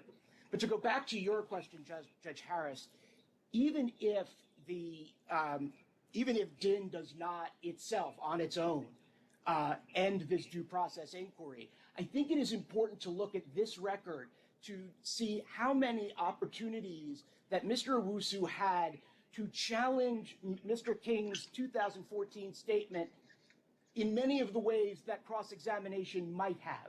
And that is, on 5 separate occasions, he had the ability to articulate what questions he would have asked Mr. King on cross-examination, and put a different way, what gaps there are in the not bald, but the more just written declaration, and that those gaps themselves called the credibility of the 2014 statement into question. And Mr. Owusu did this on numerous occasions. And the BIA simply rejected them, saying those credibility concerns that you are raising, such as why was the interview taken at a restaurant? Why wasn't it at USCIS headquarters? Those sorts of things do not move us as to whether or not that statement is credible. To put it a different way, even if Mr. Owusu had answered those questions in a way adverse to USCIS's conclusions, then it would not have moved the needle of credibility and substantial and probative evidence of marriage fraud.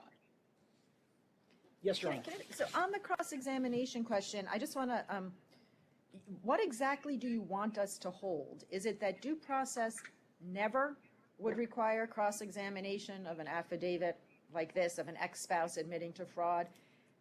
What the BIA held on the due process question was that there's no due process violation in considering that affidavit without cross-examination and in conjunction with the other evidence.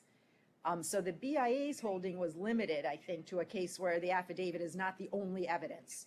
And that sort of brings it in line with where I think the Ninth Circuit ended up, as you point out, in sort of limiting its precedent on this, requiring cross-examination to cases where that's the only evidence. So how broad a holding are you looking for from us on this right to cross-examination?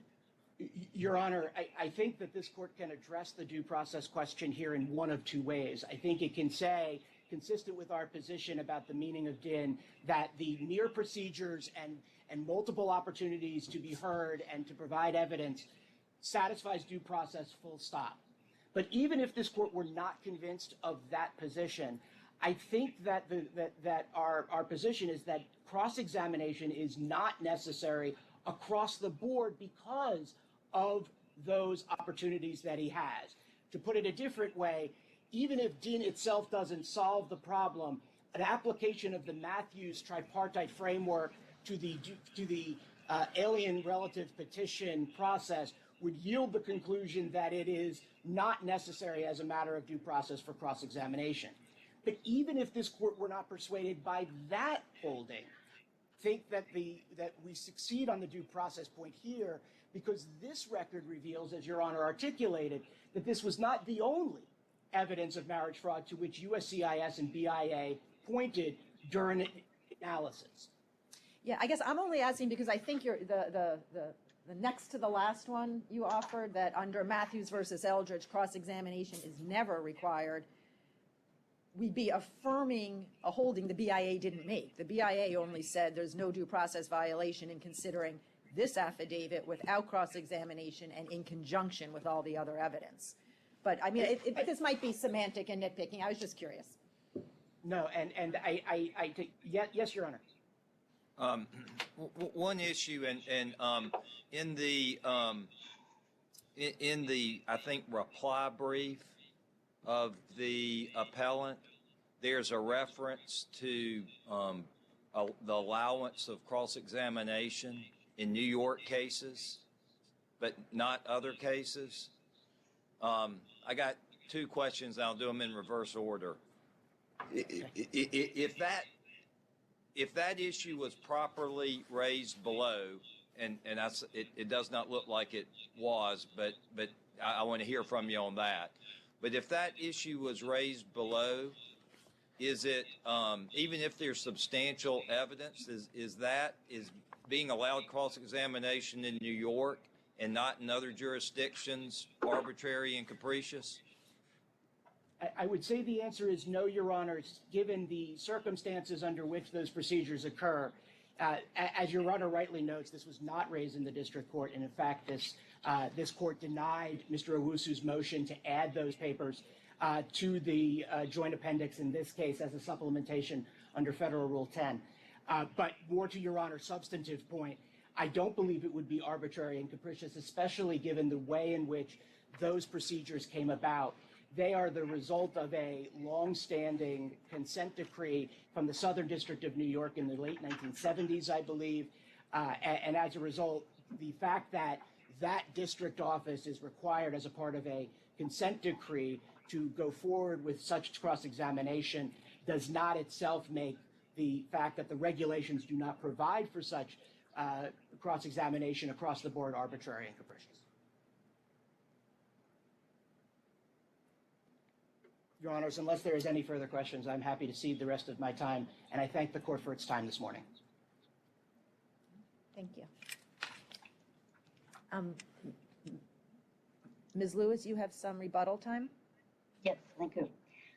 One, even in the immigration court, the issue was raised on due process, and it was the case of Singh versus Mayokas was specifically specified by the prior attorney in those proceedings and argued that there was a right to cross-examination.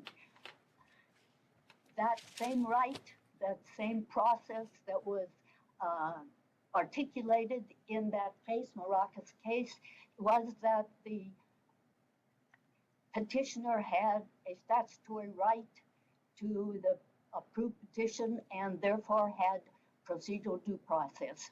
So that was clearly established early on. Whether or not it was discussed by the district court, I defer to whatever you find there. It certainly was. And behind the whole concept, the reason it was not emphasized, the marital part was, we recognize that that is still up in the air to a certain extent, the marital right to due process. With respect to the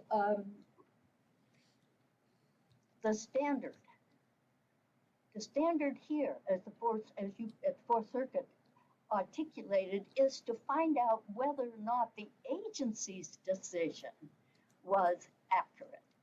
And then we're saying that you cannot look at that unless you apply the standard that was articulated in matter of Singh. And the matter of Singh standard includes the procedure that's required before you make a determination of marriage fraud. And that procedure includes specifically the evaluation with respect to nature, credibility, and basically the quality. And if you look at the only direct evidence, and I'll say that this is similar to a case in which you have no other evidence, because the BIA already said that the circumstantial evidence was not statutory and probative of marriage fraud. And therefore, in order for this case to have statutory and probative fraud, the statement had to be credible. Otherwise, there was no statutory and probative law. So in this case, it's just like you're saying, there is no other evidence. And it depends on credibility. We also know that on the USCIS website, they state that, yes, there is the difference in New York. And they found that you see it right there, and it's cited in my reply brief, that additional procedures to increase the credibility of a statement in enhanced their proceedings, and it was efficient. It's going on continuously in New York right now. There's no reason why that cannot be also occurring in the Fourth Circuit, because it's a false and coerced confession. No family should be destroyed on the grounds of a false or coerced confession. Now, whether or not it was brought up in the district court or not, it doesn't alter the fact that the agency's decision failed to validate the statement upon which they totally rely to find substantial and probative evidence of marriage fraud. And not only that, it has to be more than probably true. So even if you say, well, we're going to assume that they knew his interests and that somehow this was going to be against his interests, even if you make that assumption, you're saying, well, it's probably true. That's not the measure. The measure has to be much higher, because the BI said, look, this is such a damnable accusation that these people can never have another petition. It's the next step to being removed from your family of 11 years and 3 children. That's a terrible assumption to make, that a declaration that's been contradicted not only by others but by himself is more than just an assumption that it's correct. Hey, Counsel, your time is up. If you want to just wrap up for us. Yes. Mr. Osawusu has a statutory right to an approved petition. We are here to ask for fundamental fairness. A false or coerced confession should never be the grounds to destroy a family. There is no means by which the agency was able to validate the truth of the alleged confession. We don't know what inducements were made. We don't know what was in Mr. King's mind at the time. Consequently, we can't even know what his interests are. Counsel, thank you so much. Fairness. Okay, thank you. This is normally the part where we would come down and shake hands with counsel and express personally our gratitude for your assistance today. Today we will do it remotely, but we are very grateful that you were here and could help us with this case. We will take a just very short recess while we get the new lawyers into place. Thank you. Thank you. This honorable court will take a brief recess.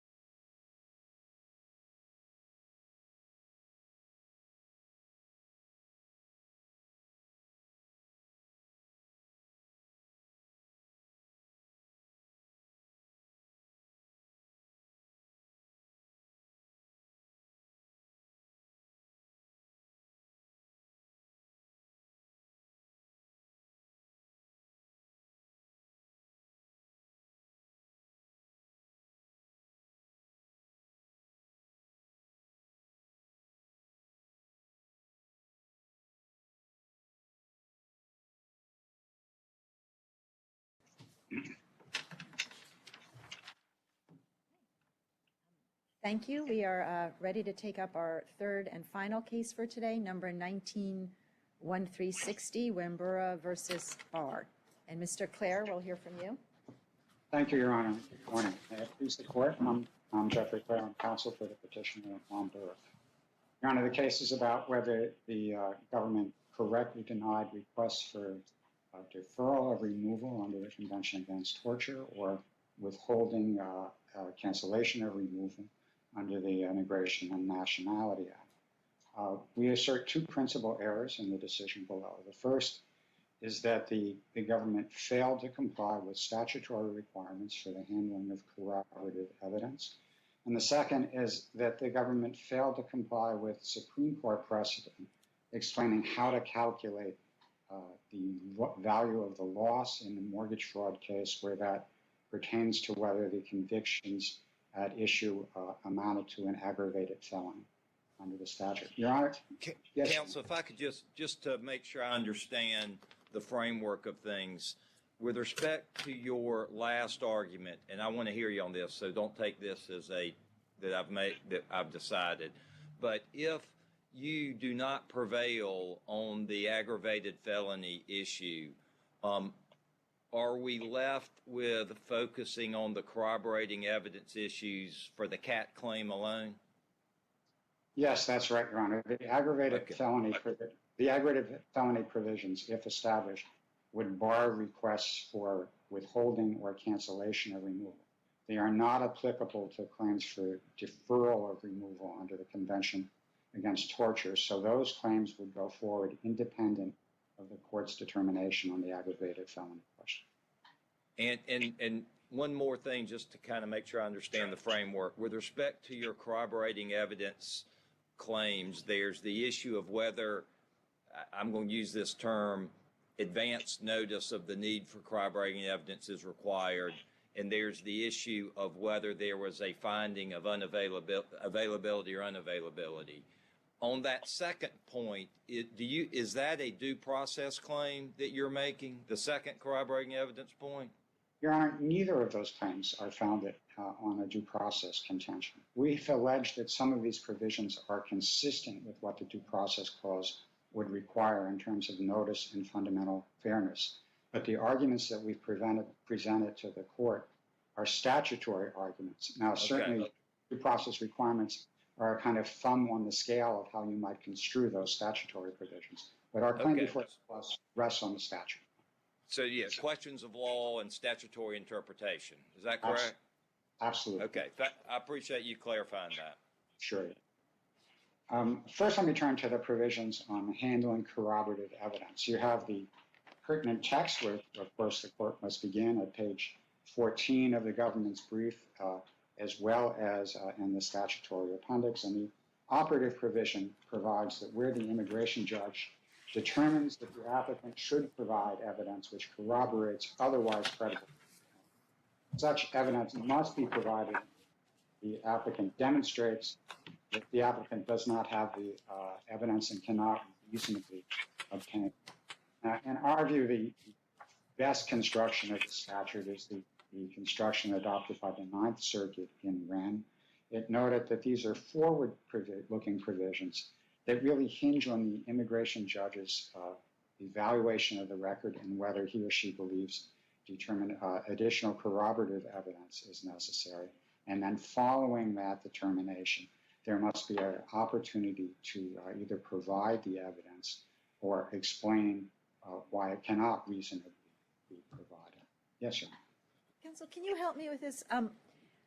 I don't really understand fully why that issue is implicated here. In this IJ hearing, the IJ did tell your client, I'm looking for this corroboration. Your client did not ask for a continuance and an opportunity to provide that evidence. Instead, your client offered up an explanation on the record for why the evidence was unavailable to him. And so it seems there's that footnote in Wren, footnote 12, where they say, look, if the petitioner is given notice and instead of asking for time to produce the evidence, simply chooses to explain the absence, There's no continuation. There's no need for this process. What you get is a determination by the IJ on whether the explanation is sufficient. So it seems to me that even under Wren, we'd be back in the same place we are in this case, which is what went wrong is there was no explanation given by the IJ for whether or not that evidence was reasonably available. So I don't understand how sort of this circuit split or these larger questions, which seem to be mostly about if upon receiving notice you say, not I can't get that evidence, but rather I will need a couple of weeks to pull it together, whether you are entitled to a continuance or not, which is what Wren thinks, or whether that's a matter of IJ discretion, which is what the BIA thinks. But I don't see how that matters to the resolution of this case. Well, I take your Honor's point. First, if I could direct your Honors to page 94 of the appendix. This is an excerpt from the hearing transcript, and in the middle of the page, the judge is indicating the corroborative evidence and necessary, and he's talking, and the petitioner Wambura is talking about the CARE Coalition. That is a legal orientation program sponsored by the Department of Justice, where nonprofit groups help immigrants prepare a case.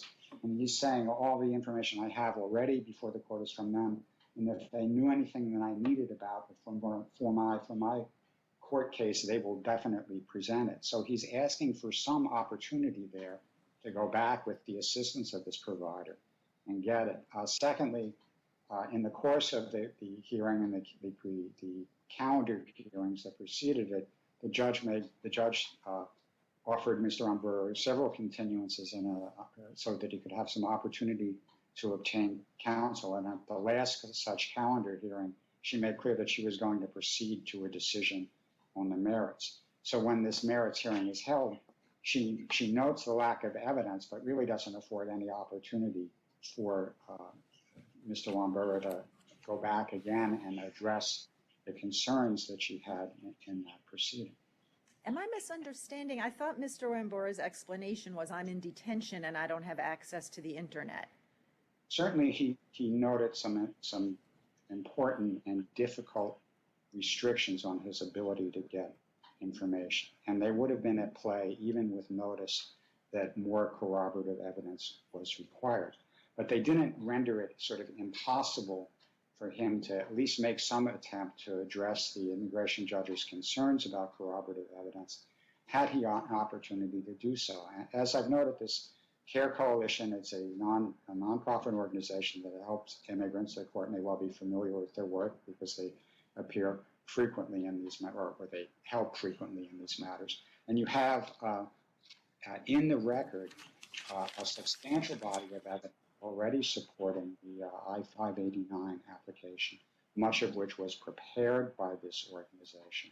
So they had made an attempt to help, and they are, of course, an organization with limited resources that are already stretched thin, but with at least some fair notice of what the IJ deemed was lacking in corroborative evidence.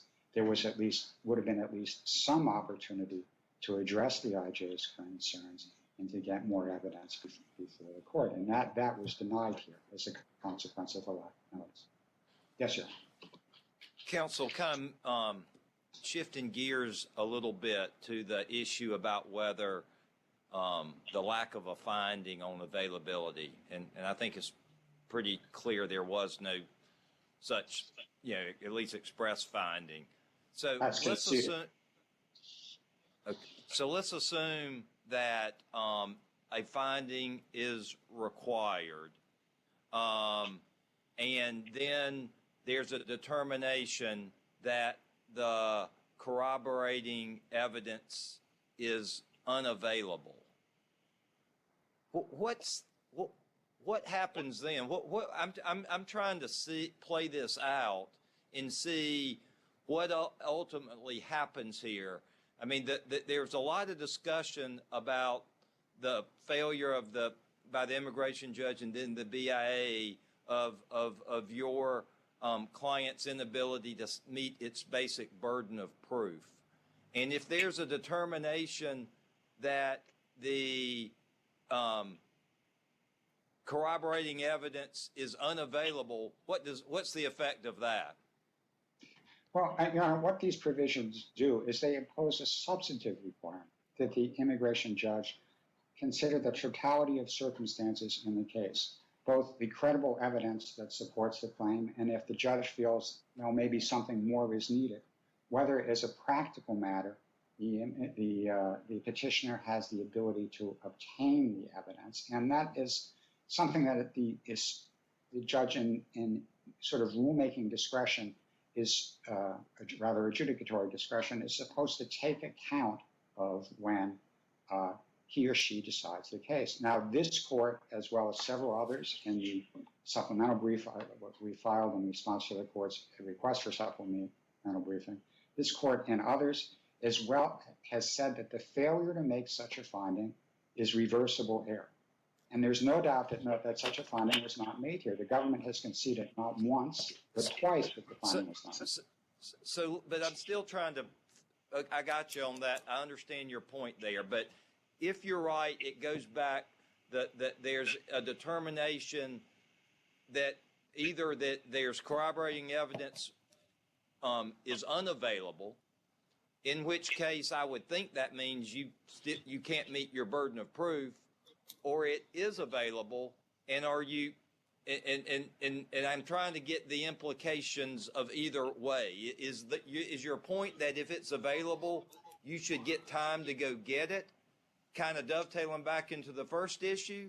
Or is your point that it's unavailable, you know, it's not the petitioner's fault and you somehow have a lower burden of proof? I don't understand the consequences really one way or the other. Well, Your Honor, I think the Congress is struggling with a tension between statutory provisions and regulatory provisions that make clear that credible testimony alone may be sufficient to support a claim, that the absence of a particular piece of corroborative evidence is not fatal, but at the same time the judge may want to require a little more and ask for it. And the outcome of that, if the judge thinks more evidence should have been provided but wasn't, is that the judge is supposed to focus, again, on the totality of some circumstances. Well, how weighty is the credible testimony? What would corroborative evidence have added to the claim? Is it really fatal to the claim? And so forth. So I can't give Your Honor a conclusive answer as to what would happen. Only note that the immigration judge is supposed to take all that into account, that she didn't, and the failure to take it into account is reversible. Counsel, sorry, I have a question. I have the same question as Judge Quattlebaum, and assuming that there's a finding that this evidence was not reasonably available to the petitioner, what happens, what flows from that? And I had thought, or at least this is a question, is one thing that flows from it, that in this case it looks like the IJ sort of held it against the petitioner in terms of credibility, that there was not corroborating evidence. The IJ basically said, I don't believe your account of what's going on, because if that were true, there would be X corroborating evidence, and we don't have that. So I would have thought that one of the consequences of finding that the evidence is not reasonably available is that the IJ then can't do that, can't use the absence of the corroborating evidence to call into question the credibility of the petitioner's account. But is that not what follows from that? Well, I think perhaps it's not quite as clear-cut as that. Your Honor, let me step back a bit and talk, if I may, for a moment about the legislative history of this provision. There's a Sixth Circuit case I've cited in my 28J letter, and the dissent in that decision recounts this history in some detail. This is a statute amendment that's enacted in 2005. Before that statute, some courts, mostly in the Ninth Circuit, had held that not only is credible evidence sufficient to support a claim, but if there's a finding of credibility, the immigration judge is not allowed to require more, is not allowed to require corroborative evidence. And Congress was unhappy with that and stepped in with this provision that says, well, it leaves in place the provisions that credible evidence alone may be sufficient, but authorizes the immigration judge to ask for more corroborative evidence if he or she believes it necessary, subject to the condition that the immigration judge must take account of limitations on these applicants' ability to provide such evidence and factor that into the decision. Now, I understand the court wants an answer to, well, how does that factor into the decision? And I think that's really a function of the discretion that the immigration judge has in evaluating the evidence of the record and the circumstances of the particular case. Yes, Your Honor. Counsel, help me with something, because I'm trying to figure out C4B. It requires a finding, but it seems like to me there are two different ways that an immigration judge could make that finding. This provision only applies as a threshold matter where there is otherwise credible testimony. Yes, sir. And if there's otherwise credible testimony, then there needs to be a finding that doesn't have it and it's reasonably attainable. Right. And an opportunity to provide it as well. Yes. Would it be sufficient for a immigration judge to say, on the crucial point here, I find the testimony is not credible, and therefore this entire provision, C4B, is inapplicable, that I only get to this secondary consideration about reasonably obtaining the evidence if I find otherwise credible testimony that supports the claim? So, in other words, an IJ says, I find your testimony is not credible, therefore I don't even look at C4B, or I find it credible, and then I make a determination under C4B. But the threshold determination, it seems to me, is whether there is otherwise credible testimony. Is that not the right way to read the statute? Your Honor, I think that is a required way of reading the statute. I noted, for example, in my 28J submission, a new Fifth Circuit case that goes on at some length to analyze these provisions, but then finds that there was no credible testimony in the first instance. And our position is that makes the whole consideration of this provision irrelevant, that this provision only comes into play if the applicant is credible. On that regard, I note that the BIA made a finding in its decision that because of lack of a clear findings from the immigration judge, it was going to presume that the applicant was credible. So on the record before the court, I think, yes, Your Honor. But go back, so I'm interested in what the IJ was required to do. This is just a statutory right, and you're saying the IJ was required to make a finding that the evidence wasn't available. Yes. I read the IJ as saying, on the critical part here, on what matters, I find the applicant to be not credible. And the BIA assumes that away. But if it's just a statutory right, the IJ here made a finding, not credible, and that finding is sufficient to moot any other discussions about C4B, right? That means C4B is simply inapplicable across the board. We're done. Well, again, I take Your Honor's point. I think, first of all, on the record before, the court has to assume, as the board assumes, that the applicant is credible. Secondly, the board finds the that there's statute says, you're saying the statute required the IJ to make a finding. The IJ made a finding. If it's just a statutory requirement, the IJ complied, and under my reading, the IJ complied fully with the statute. It made a finding not otherwise credible, not credible, ergo C4B simply doesn't apply. Well, Your Honor, I think what the board held is that the IJ didn't make a finding one way or the other on credibility. I think the credibility is a somewhat slippery term. I understand credibility to mean, does the decision maker think that the witness is testifying truthfully? And I don't find anything in any of these decisions to suggest that the IJ or anyone else thought that Mr. Wambura was not truthful in what he was accounting. She labels as a credibility finding, I think, determinations that really, well, I may believe what you say, but it's just too speculative to support a claim. So that may be labeled at some junctures in the IJ's decision, but I don't think that's really an adverse credibility finding. I feel like this is like a Rorschach test, because as I read the IJ is finding the testimony not credible, but at least partly on the ground that it's not corroborated. So then I'm trying to figure out, like, I just feel like we're in a weird spiral. Could the IJ do that in your view? What would happen if an IJ said, I don't find your testimony credible, so I don't need to make a finding.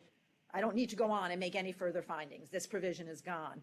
But that credibility determination rested in part on the absence of corroborating testimony or evidence.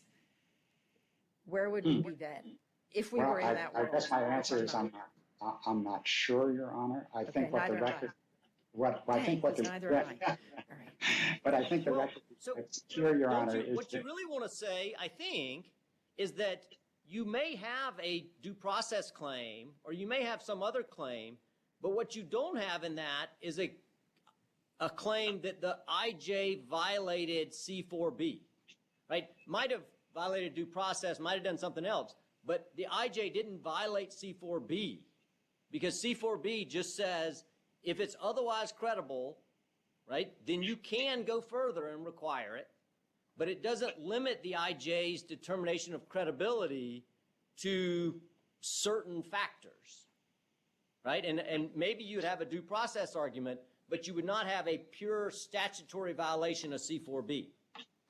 Why isn't that really what you're going to say?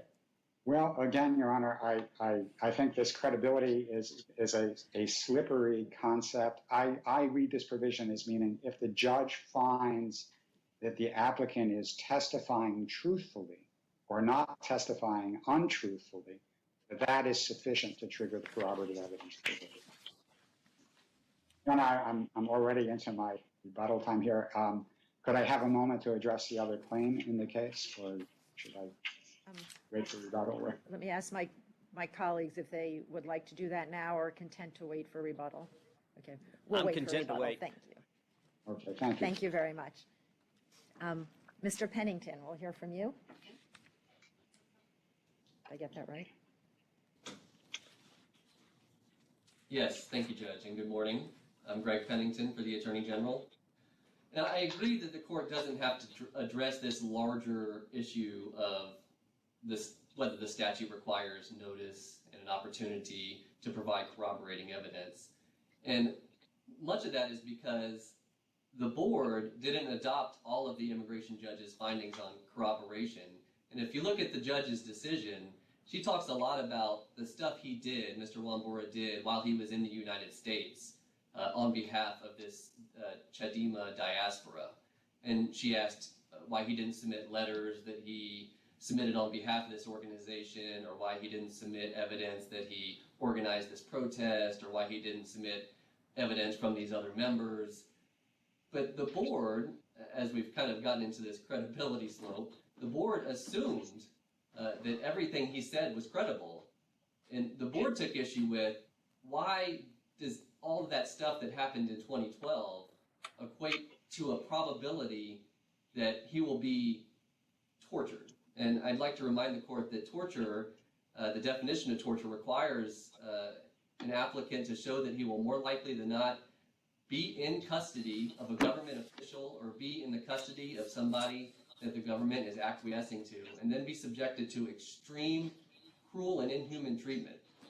And what the board was saying is that the evidence just doesn't show that, because you testified that you believe that when you get back to Tanzania, you might have the chance to be involved in this political party.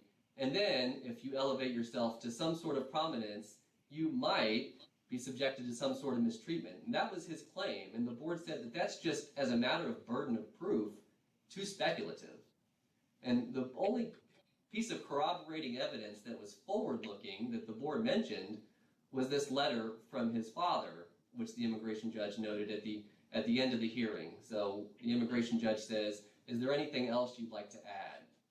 And Mr. Wambura said, yes, I talked to my father on the phone back in January of 2018, and he told me that he was followed by the secret police. And the judge says, well, why didn't you submit a letter about this? And he says, well, I told my father to send an email, and I've been irremediably blocked out of my email account. So the board noted that as the only... Yes, Judge. Counsel, if I could interrupt you, and I apologize a little bit. I think it sounds like what you're getting at is based on the board's decision that the speculative nature of the testimony, even if corroborated, would not have, changed the fact that it was still speculative and made a difference here. I think that's what you're getting at. Am I understanding that correctly? That's right, Judge. And this kind of goes back to your... Yeah, so there's no prejudice in your view. And I'm not, again, I want you can explain more about that. I'm just trying to figure out the chain of analysis here. And so I'm going to kind of go to the same questions we were asking your colleague a second ago, putting aside the first issue of whether advance notice is required. If there is no finding about availability, what does that matter here? Is it because, as Judge Richardson said, if there's not otherwise credible testimony, we don't even go to corroborating evidence? Or do you think we're supposed to go to corroborating evidence, there was a mistake, and there's no issue there? Just kind of walk us through, don't go straight to prejudice, walk us through the analysis of how we get there, please. Right. So I would agree with Judge Richardson's point about if the immigration judge is going to find the nature of your testimony uncredible, I don't believe that you are actually going to go back and be harmed by your government. That would stop the analysis. Once an applicant is found not credible, that could be the end of it. And this court routinely upholds on substantial evidence review decisions based solely on credibility. Now, there can be an applicant that submits corroborating evidence that is so corroborative and objective that it might rehabilitate testimony that's found incredible. So I think it might still play a role, but it doesn't have to as a matter of statutory walking through. And yes, Judge. Yes, so I also am deeply interested in how this analysis is supposed to work. And I understand the argument that in a hypothetical situation where the IJ just says, look, I don't believe a word you're saying, there's no need to make any finding about whether or not corroborating evidence would have been reasonably available. But it does, I guess I have questions about whether we can look at this statutory scheme where, as your colleague was pointing out, Congress was really aware that sometimes corroborating evidence simply would not be available and that IJs had to be sensitive to that, whether it would be okay for a hypothetical IJ to say, I don't believe you in part because what you're saying is not corroborated. So therefore, I'm finding you not credible, and now we don't have to worry about whether that corroboration would have been reasonably available to you or not. That seems sort of inconsistent to me with kind of Congress's obvious emphasis on the fact that, look, sometimes corroborating evidence will not be reasonably available to immigrants, and IJs have to take that into account. I would agree with that. I would point the court first to the first sentence of C4B. So before we get to the otherwise credible testimony and the where the trier of fact determined, the first sentence of C4B says an applicant must submit documentation as required by the statute and the application that's being submitted. So, I mean, that was upfront by Congress, like, we expect you to submit documents in support of the application if the application so requires.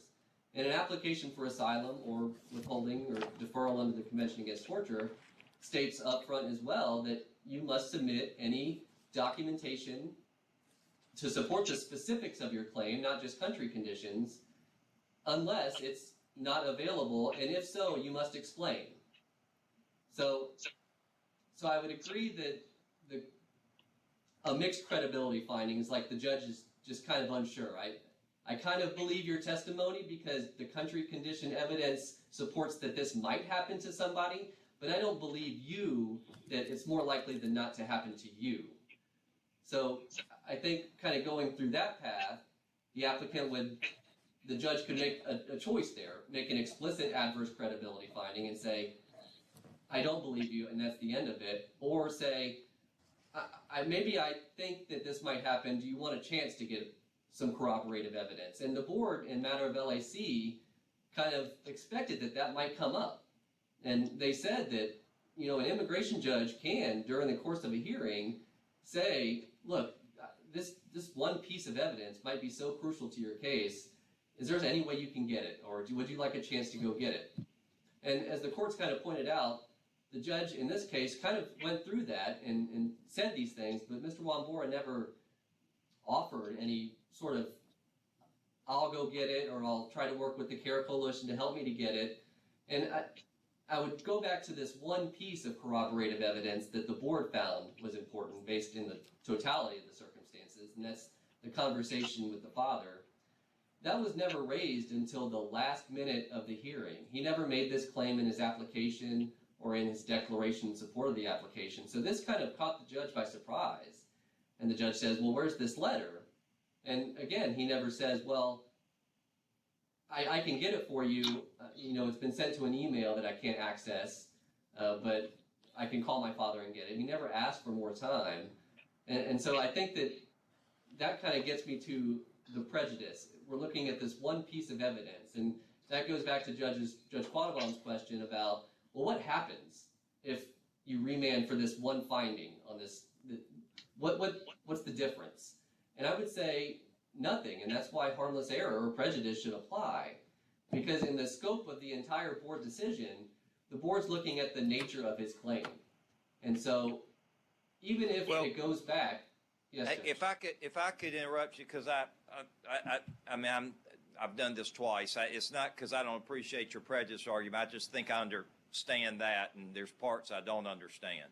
So,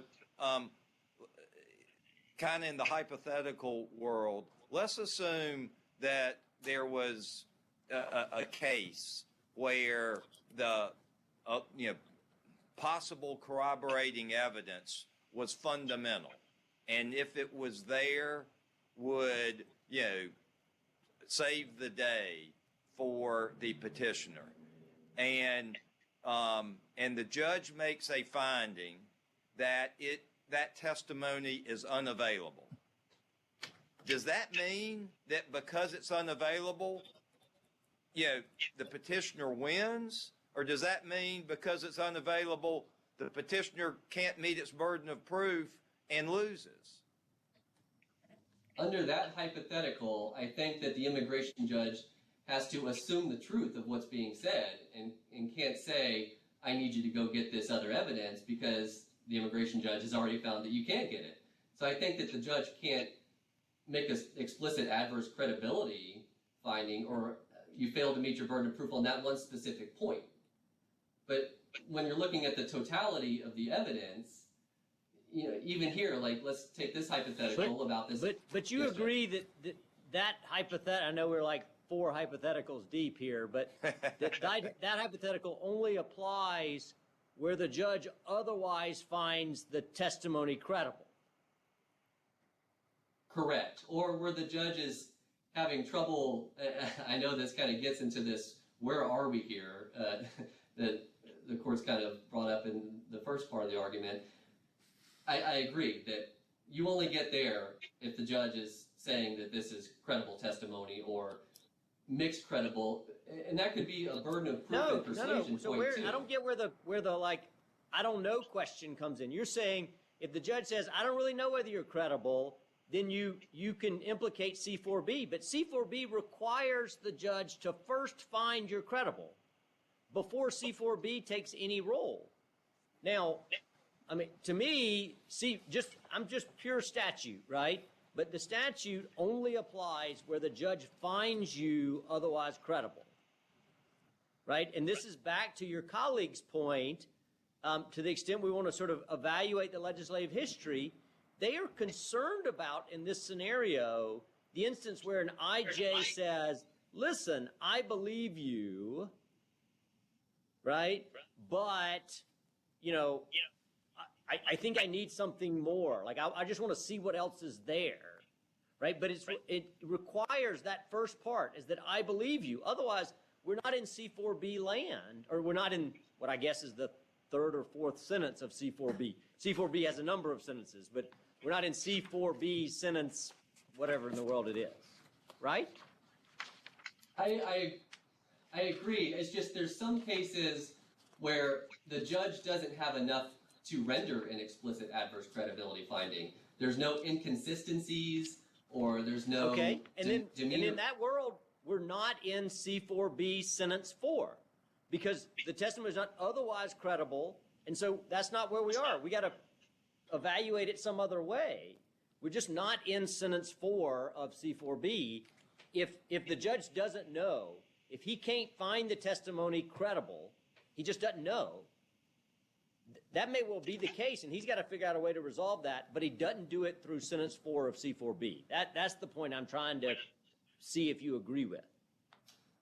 I take your point. I guess I've never seen it analyzed that way by another court. So I mean, I get I didn't mean going it's wrong. sequentially. Going sequentially, I understand that like you get to sentence 2, if that's not satisfied, you're somewhere else. And I agree with that. I think that makes sense. I guess where I'm having trouble is wonder what statute would you analyze because it also talks about burden of proof and persuasion, if I'm correct, unless I'm talking about another subsection of that statute. But the statute also talks about not only credibility, It does talk about that, but in talking about the corroborating evidence, it's only about the credible, first determining there's otherwise credible evidence. So it first says you hit 3 things: credible evidence, persuasive, refers specific facts, and then it comes back and it says if you find the credible evidence, then then that's where the corroborating part comes in. So then I would agree that the statute would not apply there, and then maybe we're back to maybe a due process argument, like you mentioned earlier.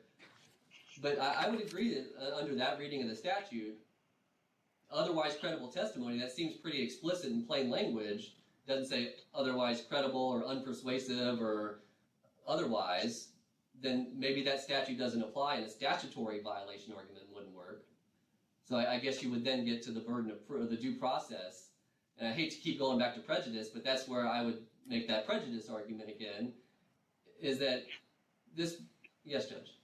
So I mean, I don't really even know that this is a question so much as a thought. What I'm finding so frustrating about this case is we're sort of left parsing this IJ decision to try to figure out, like, what did the IJ do here? Was there a credibility finding rendered independent of the absence of corroborating evidence? Was there like a threshold credibility determination? The BIA thought not, but we might not be bound by that.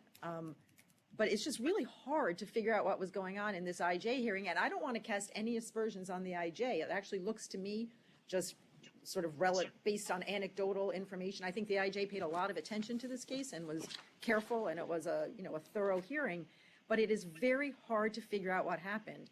And I guess one thing I would take away is it'd be really helpful if the IJs made all the necessary findings, like check the boxes. We might have a better idea of what was going on here if the IJ had been sort of, I don't know. I can't figure out what happened here. I cannot figure out, it is not clear to me in reading this transcript, and that's all we really have. I mean, the IJ's decision too, but the transcript, whether we have a credibility determination that is independent of a requirement that there be corroborating evidence. That's what I'm having trouble isolating in this decision.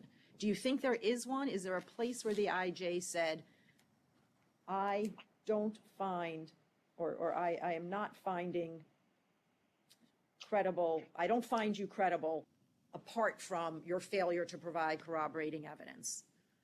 She did. So okay. She said that she was giving a mixed credibility finding. So she says, I have no question to disbelieve that you were the chairperson of this diaspora of the Chadema. I have no reason to question any of your past activities. I just don't believe, and this kind of gets into the mesh of corroboration versus credibility. She says, I don't believe. That's what I'm saying. It's all twisted up. But she did say it's a mixed credibility finding. I just don't believe your future claim that you really believe that you're going to experience any harm based on your past activities. And she but do you pointed to think... the... Oh, sorry, go ahead. You finish your sentence. She pointed to like the country condition evidence to say, and maybe that's because the credibility statute certainly talks about comparing testimony with the country condition evidence. She says, you know, this is a highly represented party in your country. They're over 30% of the parliament. The country condition evidence doesn't show that the government picks up and tortures opposition members. So I think that's where her mixed credibility. Sorry. So I'm just so eager to get it. So you think that that finding was independent of the failure to provide a copy of the letter from the father? You think that quite apart from that, she's finding this claim incredible? Yes, and traditionally that's what immigration judges do, is they make an initial credibility finding. And that's usually the first part of their decision, especially when they do written decisions. But they make a credibility finding first. I mean, that's what Congress intended. We have to believe what you're saying. And then you start getting through the other things. Either I believe you, but you haven't met the other elements of your claim, or I don't believe you, and therefore you lose, period, or you haven't really persuaded me, therefore I need some corroborating evidence. I think that this one first fell into the first category of this is, adverse credibility for the forward-looking claim. But I think because it wasn't so explicit, that's why the board just assumed it away in that footnote. They said, yes, Judge. I just want to make sure I understand.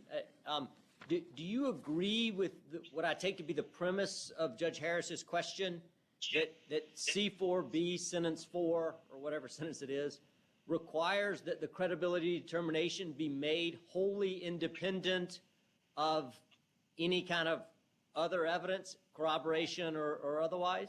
I mean, is there an independence requirement? I mean, I get it's a hard question to say whether the credibility determination was wholly independent, but do you think that the statute requires independence? And if so, where do you get independence out of the statute?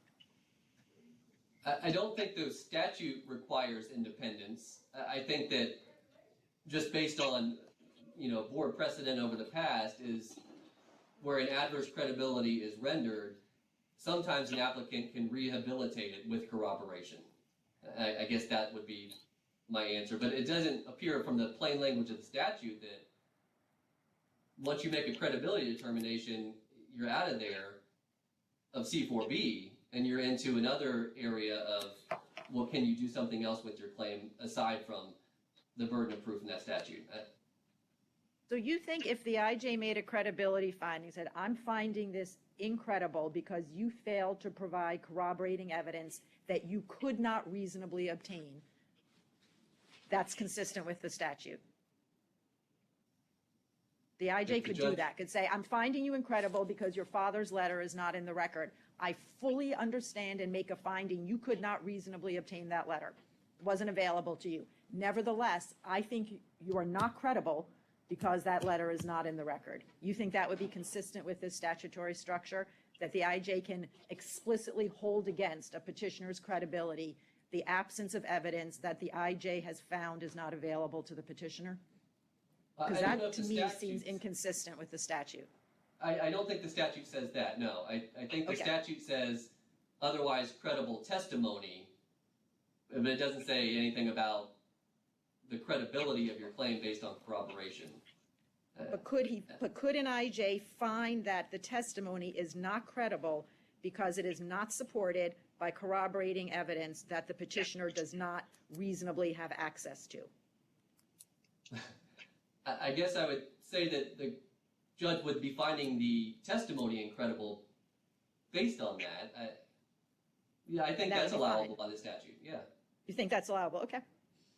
I see my time is ticking way overboard.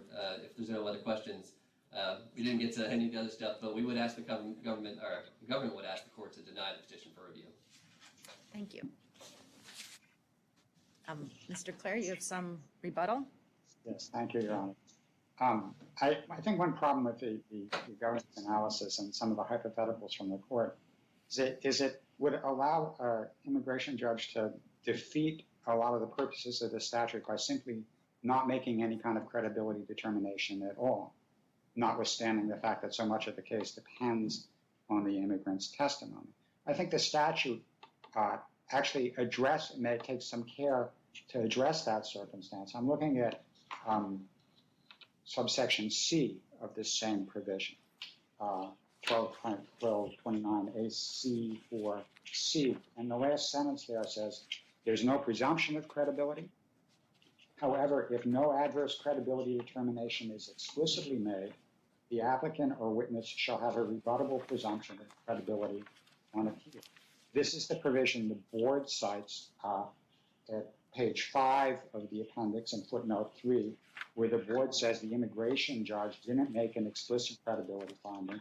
So for purposes of the appeal, respondent's credibility, we assume respondent's credibility, the respondent is credible. I think you take that as something, Honor, if I just... I'm sorry, could you just repeat where you were reading from? Okay, I'm reading in the statute. It is 8 U.S.C. 1229 little a sub little c sub 4 sub big C. And that's at page 7A of the appendix to our brief, the statutory. And then again, the board relies on that. Now, what I take that to mean is that in circumstances where there's no credibility or determination or an ambiguous credibility determination from the IJ, there is, in effect, a presumption for purposes of the entirety of this statute that the alien is credible, and that would then trigger these kind of requirements for notice and a reasonable opportunity to provide the evidence, and for there to be explicit findings as to whether the evidence was reasonably available. Otherwise, I think you're left with a kind of hole in the statute that really defeats Congress's purpose to balance an alien's difficulty in getting this kind of evidence, provisions that enable a claimant to succeed solely with credible testimony, and provisions that are supposed to facilitate an alien's ability to provide corroborative evidence where the immigration judge deems it necessary. Your Honors, as one of Mr. Pennington's colleagues said early in the case, I've raised a lot of issues in this case. I haven't gotten near a number of them. I will take whatever time the court might be willing to give me on them. Otherwise, we'll rely on the briefs. Does either of my colleagues have questions? I do not. All right. Well, thank you very much then. We would normally come down and shake hands and say how grateful we are for your help today, but instead we will have to do it remotely. We are very grateful. We thank you for being here today. And with that, I will ask the clerk to adjourn court for the day. Thank you. This honorable court stands adjourned until 1 p.m. God save the United States and this honorable court.